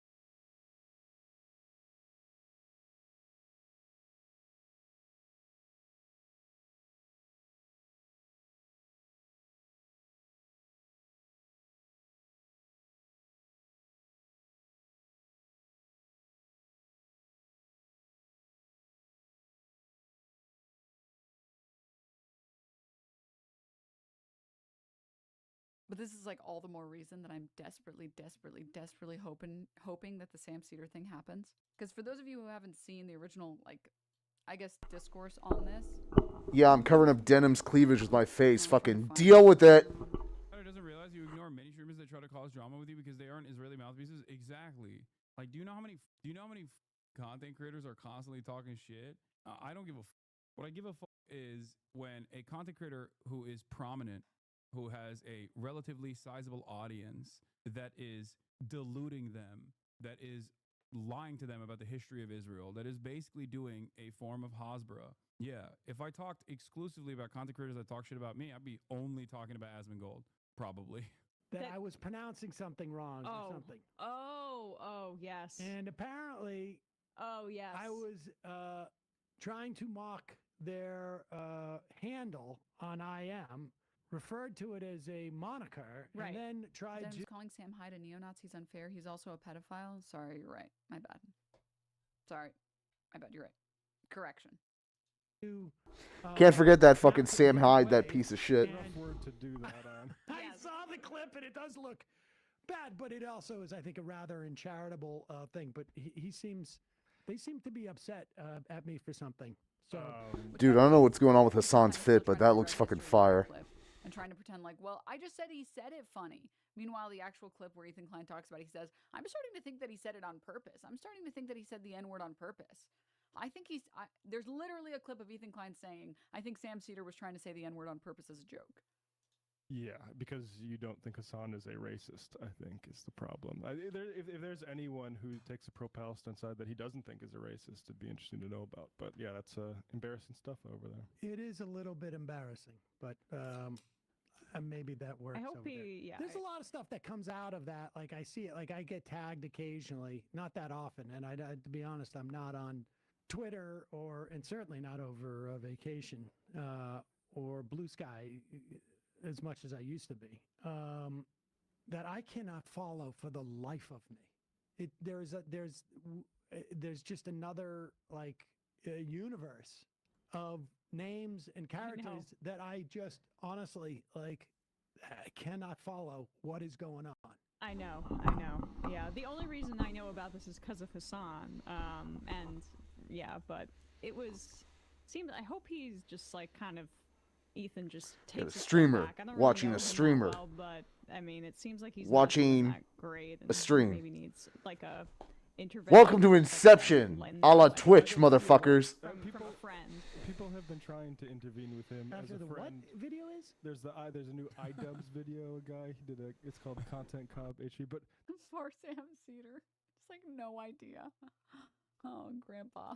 the truth is, Yeah, I saw that. I don't know what does any of those things mean. I don't know. I've never heard of the Content Cop series, but apparently it's pretty big. But I'll just say, like, You've got chat people have cubed. done that for Ethan multiple times as friends, including Hassan. Content Cop was not an intervention. It absolutely was. It was far nicer than what Ethan deserves at this point. What are you talking about? And it also hyper focused on like the personal aspect of Ethan's behavior rather than making like larger political points about the ahistorical nature of his commentary, how much he lies, or how he spends most of his time, the finite amount of time he has to speak on an issue as a content creator, most of that goes to shitting on people who are speaking out against Israel rather than speaking out against Israel personally. Like that's, if Ethan truly was pro-Palestinian as he claims he is, then he would spend virtually no time talking about Frogan or denims or whatever or maybe spend some time talking about them if you have disagreements. That's fine, right? But the overwhelming majority of Ethan's time would be spent talking about Israel's atrocities. Only when he's talking about that issue, by the way. I'm not saying he should like not do his goofs and gaffes and exclusively turn. On stream, you watched it. Everyone has been overwhelmingly charitable for them, and he has continued to double down in heinous ways, smearing people, being overtly racist against people because they're hijabis. Like that whole crew and all the people that online, like whenever I post, the Content Cop ended with people he severely harassed saying something nice about him and was far more charitable than he deserves. Yeah, but it didn't even work to actually, you know, penetrate his narcissistic barrier. But what I was trying to say is this, okay? Do the goofs and gaffes. Do whatever you want to do. You know, live your life. I want Ethan to be a happy person, okay? I want Ethan to be a healthy person. I want him to be a happy person. I wish him well. This is my consistent position. It has not changed. Regardless of what he's done to me, others, I want everyone to live a good life, live a healthy life. Because I think if people were healthier, they would most likely not do the stuff that he's doing. Having said that, if you claim that you're pro-Palestine, then show it, then act like it. He just uses being pro-Palestine as a way to try to dance on this tightrope where he gets to say whatever the fuck he wants about pro-Palestinian voices. He gets to say insane shit about Israel and then still have people like him and agree with him. Like he wants to have his cake and eat it too in this regard.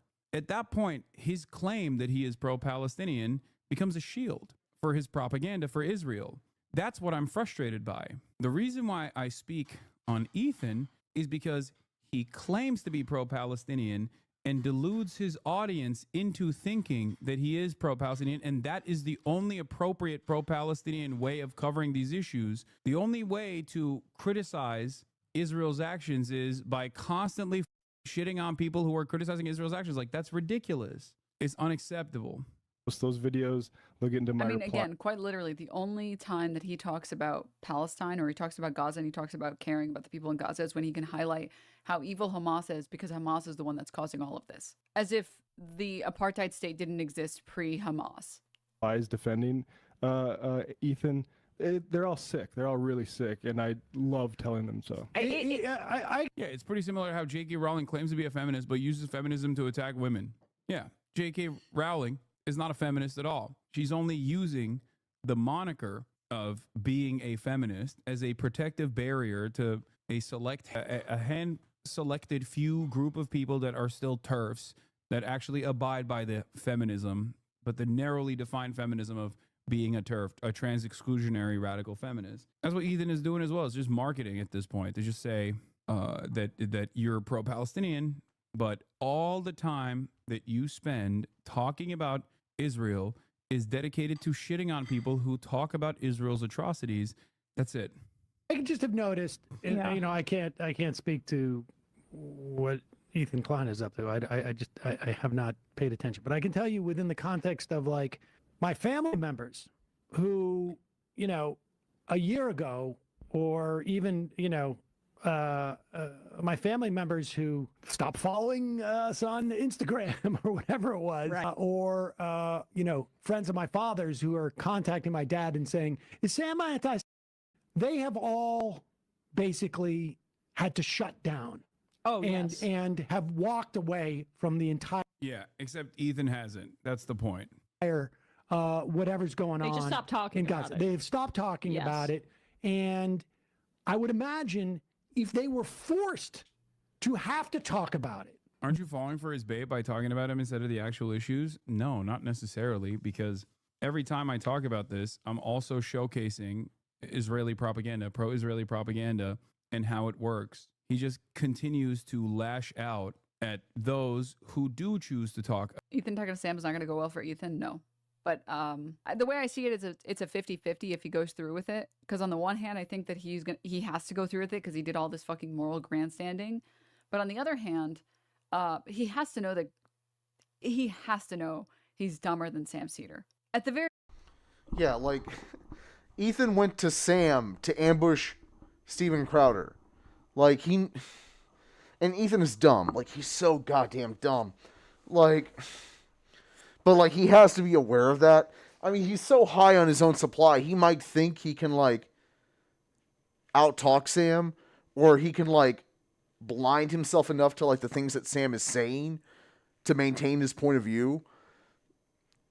But like, I think he's scared of like, he's clearly scared at this point of admitting he's wrong or facing the fact he's wrong. Like, because he just is. And it's like, dude, you did all this to simp for your wife. Like, holy shit, dude. Like, you're on the side of the genocide. You said Yoav Gallant was such a cool guy and Ben Gvir was such a cool guy. And it's like, dude, what the fuck are you doing? They're monsters. They're genocidal maniacs. It's like, oh, but my wife said they're cool and, like, you know, they're Israelis. And it's like, shut up, man. Like, you don't know what you're talking about. You don't care. Like, and you won't talk to Sam because Sam will set you straight. And if he doesn't, then it's like, okay, like, you've been primed to get your ass fucked by Hassan. Because he's not going to back down. Like, why would he? very least, even if he somehow thinks he's as smart as Sam Cedar, which is on its own, on its face, fucking insane. But let's just say that he thinks he's as smart as Sam Cedar, which he already said that that wasn't the case, which is why he brought him to debate Steven Crowder. You're not as well researched. You don't know nearly as much, and you're not even half as good at having a conversation, having a debate, even a friendly one. What would be the reason he would avoid Hassan after the Sam Cedar combo? Fucking who knows, dude. I'm sure he'll come up with one. I'm sure he'll spin one up. About Israel. Because remember, it's not just about like how I'm unfairly attacking him or anything like that. He also will spend every waking moment criticizing other takes that I have as well. Usually from behind a Instagram story that is very difficult to respond to. Ethan claims to be pro-Palestinian, genuinely had no idea. Yeah, he did. He did. All over, all up and down his context nuke. He claimed to be pro-Palestinian. His new narrative is he was just minding his own business and everything started when Denims and Hassan's community called CPS on him. Yeah, that's also gross. I did not do that. And my community did not do that either. Because you have a show that follows the news. And I don't know how much, H3 follows the news on a regular basis. But if you had to talk about... Yeah, he literally tried to deplatform me for months before the CPS call. And there was no point where I ever said anything about him or his children or ever would have entertained something so... History started on October 7th. History started at CPS. At the CPS ridiculous. Call. So it's odd. I think the most pathetic thing has been fans being like, first of all, saying that I personally did this, which is like, you flatter my work ethic if you think I'm that dedicated. Okay, I can barely get myself to do my fucking laundry, dude. All right, I am still trying to get myself the motivation to make the merch, to just contact the people I need to contact to start making the merch, and I still haven't done it. And I'm incentivized to do it, and I still haven't. You think I have the time to do something that wouldn't benefit me at all? Or the energy? Fuck, I genuinely wish I had that type of energy in the day. I'm sorry, but I still haven't beaten Elden Ring, okay? All right. What merch are you planning? My friend, my friend of the channel bought me this shirt that says vile fucking human being. And I think it's really good merch, and people said they wanted it. So I have to get to it eventually. I just haven't done it, right? So like first, okay, let's just, that one. Then there's my community called CPS, which is like, there's literally a clip of Ethan Klein saying that the call came from inside the house, that it was someone from inside the house that called. He has no evidence or proof of this, and he thinks evidence of this is people typing the letters CPS in chat. Less than 6% of people typing it over the course of a few minutes when I'm watching his broadcast is evidence. That's not evidence. Like I said before, you could have 10,000 people in a fucking Twitch chat, and you can put up a poll that just says, would you like a free $500? And 2 people might reply to the poll. You can't even get people to fucking reply to a poll in chat. And you think that they're going to find the energy to go out of their way to put their full name, their address, their phone number just to make a call? Like, how many levels of delusion are we at right now? What a gigantic leap, by the way. Oh my God. Really sums up the whole thing.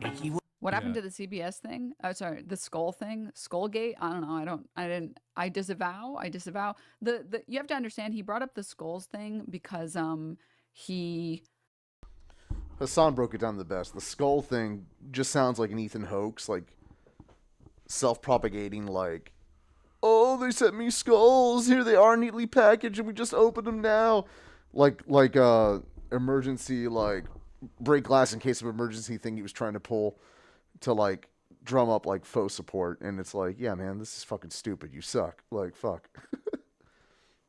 Felt like the CPS thing wasn't working hard enough, so he needed to bring up the fact that he got skulls because he's hoping people will say that the skulls are fake, which I would never say that. The skulls are real, and someone definitely sent them, and I disavow whoever sent them. Sorry, Ethan. You're yeah, not they were part of definitely me. real skulls. It's like somebody definitely sent them, to try but and it's farm them. likely He's that just trying Ethan his best. fucking He's ordered like, them. Come on, Unconfirmed, please. but likely. Please. I disavow. And I would never encourage that behavior. I've never encouraged that behavior. I disavow. Mods ban anyone who posts the skull emoji. It's disgusting. These people need to be, anyone who posts a skull emoji, you are basically asking for, you're asking for Nazi Germany. That's what you're doing. I condemn skulls of any kind. The funniest thing about the Skullgate thing, by the way, was the Justin Wang post where Justin Wang, I think he tweeted out like, man, I wish my fans would send me cool skulls, and what the fuck? And then like the Yeet account and a bunch of other people started saying like, known Hassan orbiter, Justin Wang. And then I had to make corrections and be like, okay, admittedly not a Hassan orbiter, but do you think that was a funny joke or no? Yes or no? Vote in this poll. And it was like, dude, Justin Wang is a fucking shitposter. Oh my God. Falling for a shitposter, one of the most prolific shitposters on the internet, is amazing. Oh God, dude. Oh my God. You say the skulls are fake? Got you. Here's the receipt. I condemn sending skulls. I condemn all forms of skull sending. I condemn. All condemning. All forms of condemning. But again, like, it's just like, he says that he didn't bring it up initially because he didn't want to encourage more people to do it, which makes sense. I mean, lots of streamers don't talk about when they get swatted because they want it to remain, they don't want to give satisfaction to the swatter. Cutie, I know, has talked about this before, where you have to like discreetly end stream or just like keep going and pretend like it's not a big deal because you don't want to encourage these people. So he says that that's why he never talked about it, and that's why he never brought it up, which is a valid reason to not talk about it or bring it up. You, Dendo. Which means that the only reason that he's bringing it up, despite the fact that he's saying that he doesn't want more people to send stuff, is because he needs the attention really badly, right? He needs the attention really badly. So again, I will say, I refuse to give you attention, okay? Go ask for love from your parents, Ethan Klein. I'm not going to give you the attention on this, okay? I condemn the skulls. I condemn the skulls. I condemn the skulls. 6 million views in 5 days, by the way. What a flop this was, huh? God damn. My favorite thing has been people calling this content cop a flop. Ethan, no, sorry, not Ethan. Ian and Issa, stay the course. Stay the course, okay? You guys fucking unbelievably owned him. Unbelievably owned him. Holy shit. And he's like, he's trying his best to be like, oh yeah, well, the swastika sword. Swastika sword. Why aren't you guys responding to me, Ian? Anissa, respond. The swastika sword. Why won't you respond? Guys, why does nobody care? Why does nobody care? Why? It's already doubled the view count of the context nuke in 5 days. The like-dislike ratio ain't good. Yeah, the dislike ratio counter is not correct. It can only make an assumption on what it is. The extension is not accurate.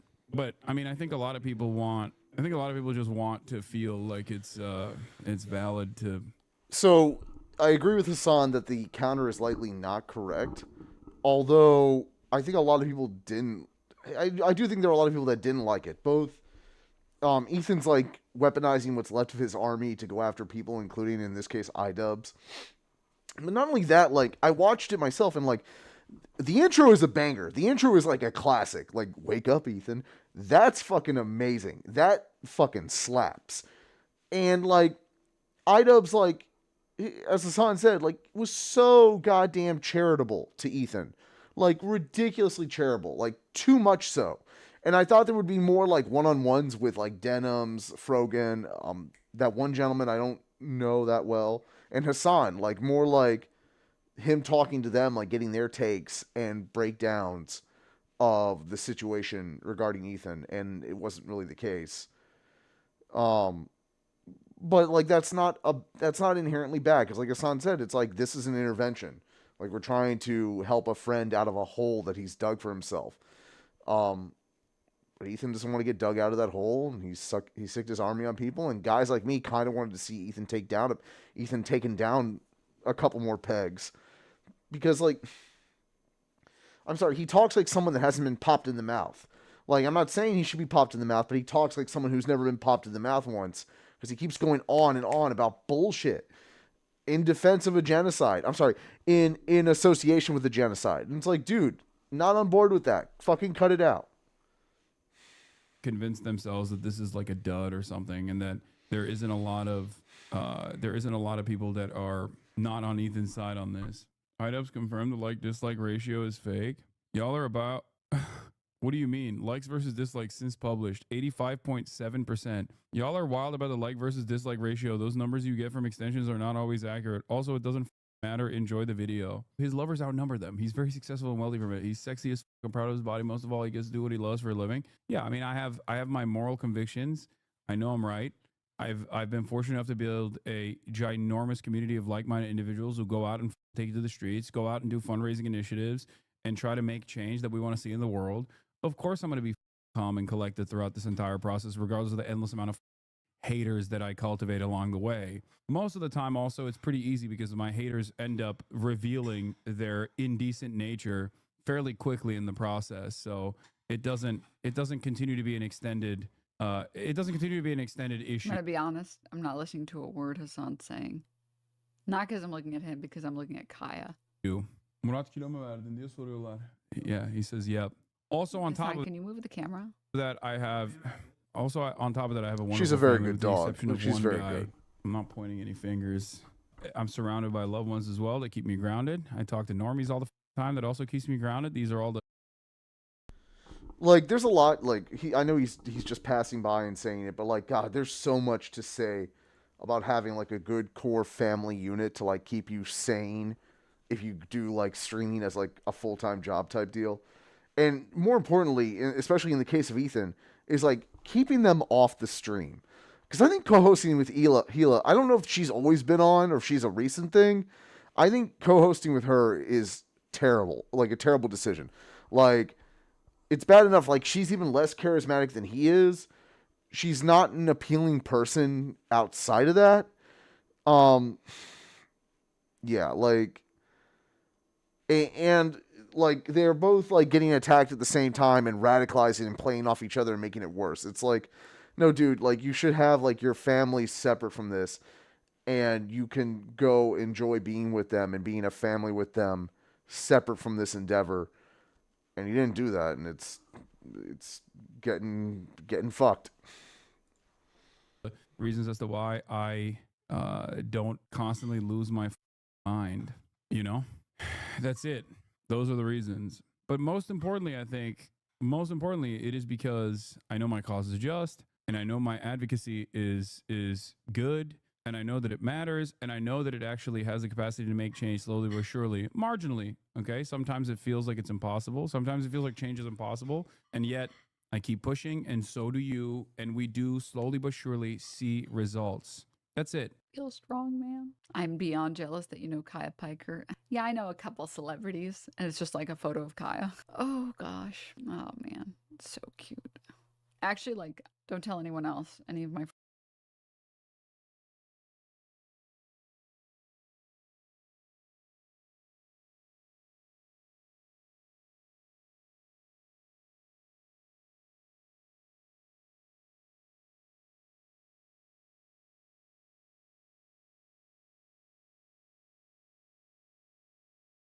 So Americans are turning against Donald Trump. That's the subject of today's video, and we have some new, fresh polling data to look at to describe these things. And the question was asked, how would you describe Trump in his second term? These are the top words that came up: chaotic, scary, and exciting.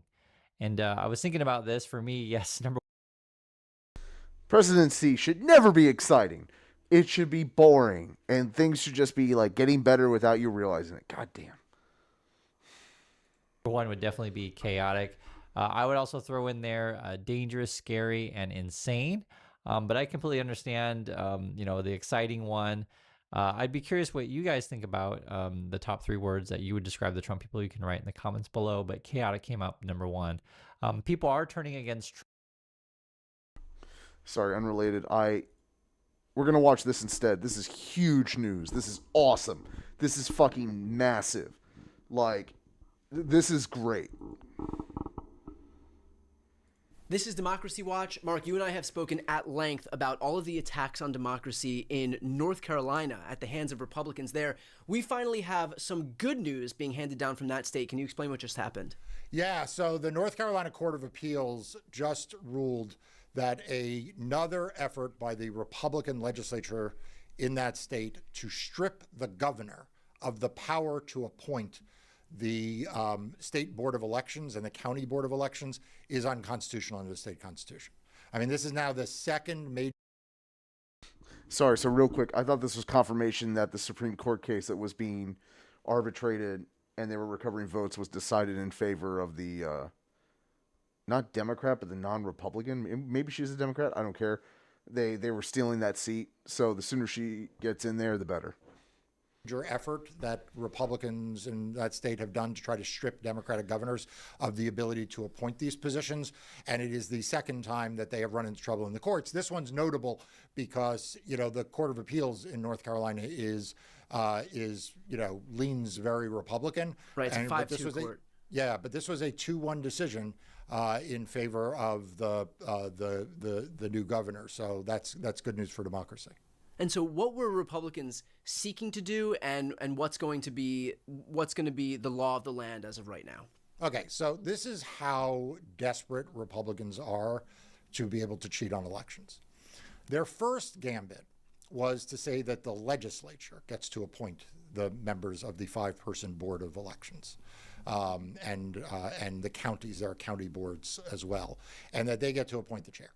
Okay, that was their gambit. Very straightforward.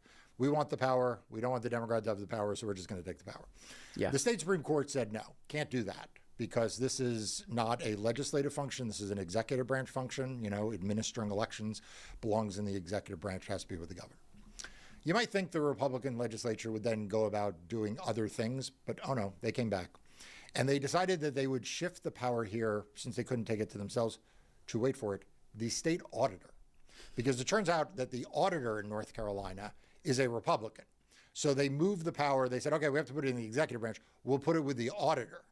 And the auditor happens to be a Republican. Now, I pulled up the auditor.nc.gov, and it says the North Carolina Office of State Auditor is your fiscal watchdog. We audit more than $100 billion in state assets and liabilities every year, bringing transparency to local, state, and federal government. Their mission is to. Why wouldn't that person be in charge of the right? Why wouldn't they appoint the state board of elections? Why wouldn't they appoint all the county boards of elections? Well, the answer is because it's not just, as the Court of Appeal said, it is not just that it can't be the legislature, but this is actually a power of the governor. Like, they can't be like, you know what, governor, you have a pardon power, but we no longer want you to have it, so we're now giving it to the auditor. The auditor, right. Right, like it's not like everyone in the executive branch is just kind of like, created the same, and the legislature gets to just move everything now to the auditor. The auditor gets to sign bills, the auditor gets to pardon people, the auditor commands the National Guard, right? But this is the way the Republicans think, right? The Republicans think, well, if we can't do it ourselves, we will find a way to just bust through the way in which constitutional government works, and it will get blessed by a Republican court. Well, at least in this instance, this Republican-dominated court said no, and that is a good day for democracy. Can you explain to give folks who are watching right now an idea of what North Carolina Republicans are capable of and are willing to do? Can you explain what they sought to do in North Carolina in the state Supreme Court, which I've covered at length on my channel? I know you have covered it at length on Democracy Docket as well. What they've sought to do and the outcome as far as it stands right now. Yeah. So look, this is about as partisan a legislature as you are going to find anywhere in the country. I mean, these are folks who have gerrymandered not in secret, but actually in public. They have boasted about how gerrymandered their maps are, and they take pride in it. This is a legislature that changed the nonpartisan election for state Supreme Court to partisan elections. I mean, who does that? Who decides, you know what the problem with our state Supreme Court is? It's elected, but it's not partisan elections. So they made them partisan enough. Yes, we need more partisanship among our good judges, right? Right, and I mentioned that in this instance, they shifted the power from the governor, not to the Secretary of State, because that's a Democrat, not to the Attorney General, because that's a Democrat, but to the auditor. And that's the way they think. So what's happened in this state Supreme Court election is there was a very close election for a state Supreme Court seat. The Republicans controlled the state Supreme Court, and this is the big story. Democrat won the seat. It would still, by the way, be a Republican-controlled state Supreme Court. It would be a 5-2 court. But that wasn't good enough for them. They wanted it to be 6-1. Presumably, they want it to be 7-0. But the Republican candidate who lost sought a recount. The Democrat won again. They sought another partial recount. The Democratic candidate won again. And then what happened is the North Carolina Republican Party, the Republican National Committee, and this candidate, Jefferson Griffin, they filed a lawsuit to disenfranchise 65,000 voters. 65,000. For an election decided by 735 votes. They wanted to disenfranchise 65,000 people. And cherry-picked, by the way, from 4 overwhelmingly Democratic counties. That's right. They came up with 3 buckets of reasons to disenfranchise these voters. All 3 reasons are basically the voter followed the instruction that were given by the state. They followed the instructions given by their counties. They followed the instructions on the form. But the Republicans don't think that those votes ought to count. So what they did is they went and found 3 buckets and then only targeted 4 counties. They targeted Durham County, where Duke University is, a very blue county. They targeted Forsyth and Guilford counties, which are essentially where the triad is. Winston-Salem, you have several universities there, Wake Forest, among others. And then they targeted the county where Asheville is, sort of a blue dot in the middle of red. And those are the only counties. They didn't seek to disenfranchise voters for the same reasons in any of the other counties, just those counties. And so This went up to the state Supreme Court. The Supreme Court rejected part of it, said, no, we're not going to disenfranchise one category, but adopted disenfranchising the other two and said those voters are going to have to cure their ballots. And then it went to federal court in a case that the Democratic candidate, Allison Riggs, brought. My law firm, representing a group of individual citizen and groups, filed a parallel lawsuit and said, no, this violates the federal constitution. You cannot disenfranchise voters for following the rules that they were told by the state after the fact and then change the rules of the election. And just recently, the Fourth Circuit Court of Appeals put on hold, blocked the remedy that the state Supreme Court had suggested or had issued an order on while the federal courts review this. So I am hopeful that the federal courts are going to block this, but this is a ruthless group. And, this is what the Republican National Committee is up to. While we are all, among Democrats, while we are all fighting and paying attention to what Donald Trump is doing in Washington, D.C., as we have to, as we must, as we need to with every fiber in our being, the RNC's massive voter suppression war machine grinds on, and it is grinding on. It is extremely dangerous. Like, this seat is very not really talked about, but it's as important as the Wisconsin one. It's just for North Carolina. So, again, if we make it out of this authoritarianism,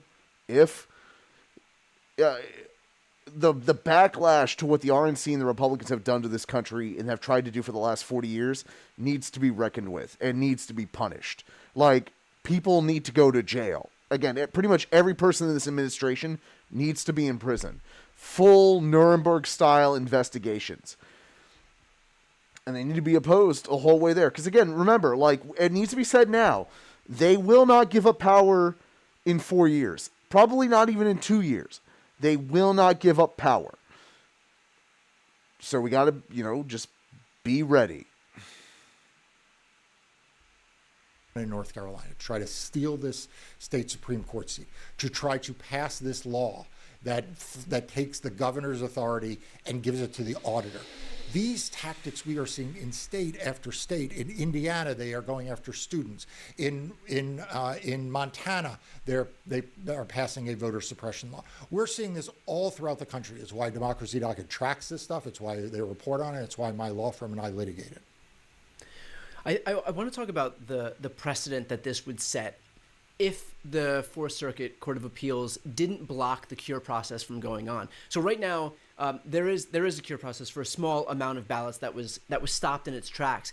If they allowed that to go on, then that basically does establish some precedent that other states across the country could rely on when they decide, okay, you know what, we here in Pennsylvania want to discard ballots or challenge ballots just from Philadelphia. In Wisconsin, we want to challenge ballots in Milwaukee. In Michigan, we want to challenge ballots just from Detroit. And so can you talk on the significance of the fact that as of right now, at least, the Fourth Circuit Court of Appeals has blocked this from becoming precedent where now you can just cherry pick ballots that you don't want counted and you can figure out a way to establish some type of cure process where the onus then falls on the voters to go back and cure ballots that were cast correctly and legally. It has been the top priority of the Republican Party ever since Donald Trump in 2020 went to court to say the election may be over, but I still get to change the rules. That's what Donald Trump did in 2020. It is what Republicans tried to do in 2022. It is what Republicans were prepared to do at the presidential level in 2024. What we are seeing in North Carolina in this state judicial election is the Republicans executing that playbook. They were blocked from doing it in 2020, so there was no precedent. They were blocked from doing it in 2022, so there was no precedent. They are trying to do it in this judicial election in North Carolina because if they can get the federal courts to bite off on this radical theory, a theory that led to Republican lawyers being sanctioned in 2020. If it is now blessed in 2024, this is going to be the playbook that we are going to see in every election moving forward. In every election they lose in the midterms in 2026, in every race they lose in the presidential in 2028, they will say, we will wait for the votes to be cast, for the votes to be tabulated, and only then we will decide what we think the rules will be. And we'll go to court, and if we can fucking find a bullshit. favorable Fucking judge, Nazis. they will bless it. We have to stop this now. We have to stop this before it gains any traction. And we have to all be paying attention to this as one of our top priorities. Perfectly put. Mark, let's finish off with this. If you're in North Carolina and you've seen the way in which Republicans have gerrymandered their legislature and also the congressional delegation, how do you have any faith that North Carolinians can ever have equal or fair representation again, seeing the ways in which these North Carolina Republicans will abuse and wield power to their political advantage? Look, my message to the voters of North Carolina, and for that matter across the country, is this. Republicans are going to try to cheat. Republicans are going to try to suppress your vote. Republicans are going to try to promote election deniers and put them in positions of power to try to rig the outcomes. Okay, we know that. We know that Donald Trump is going to support them every step of the way with the full power of the federal government. But you need to not give up hope. You need to understand that there are lawyers out there who We're are going to go fighting down. every We're going to go down single swinging. day for free and fair elections and to make sure your vote counts. There are news outlets like what Brian does, like what Democracy Docket does. Every single day. What Dandalorian does! They do not bow down. They do not obey. They do not look to make compromises with Donald Trump and the Republicans. And they will keep you informed on what is happening. So there are lawyers fighting. There are news outlets reporting. And your part is to not let Donald Trump win by making you be discouraged, by you giving up, by you believing your vote won't count, and by you staying home. Every one of us has an obligation to be an active participant in democracy. Hell yeah. That means people like Brian, who have 4+ million people hanging on his every word. It means people like me who try to speak out and also try to go to court to make sure you're protected. But it also means you doing your part, talking to your friends, your family, your neighbors, telling them not to give up hope and to make sure they are speaking out against what we're seeing from Donald Trump and the Republicans. And it means making sure that they and you are all registered to vote and that you vote not just sometimes, not just in the big ticket elections, but in every single election. Because ultimately, if we all do that, we will beat them at the ballot box and we will restore American democracy. Perfect place to leave off. Again, for those who are watching right now, to support the invaluable work that Mark and his team are doing, engaging in fearless independent journalism, please sign up for Democracy Docket. I'll put the link right here on the screen and also in the post description of this video. I'm Brian Tyler Cohen. I'm Mark Elias. This is Democracy Watch. Alrighty. Okay, we're calling it a night. I have a viewer, I think. I can't tell. Like and subscribe. Bring your friends next time. Got a lot of weird anti-maskers that I only realized just now that 07 Brother Never Forget was talking about October 7th. God, he was so fucking weird.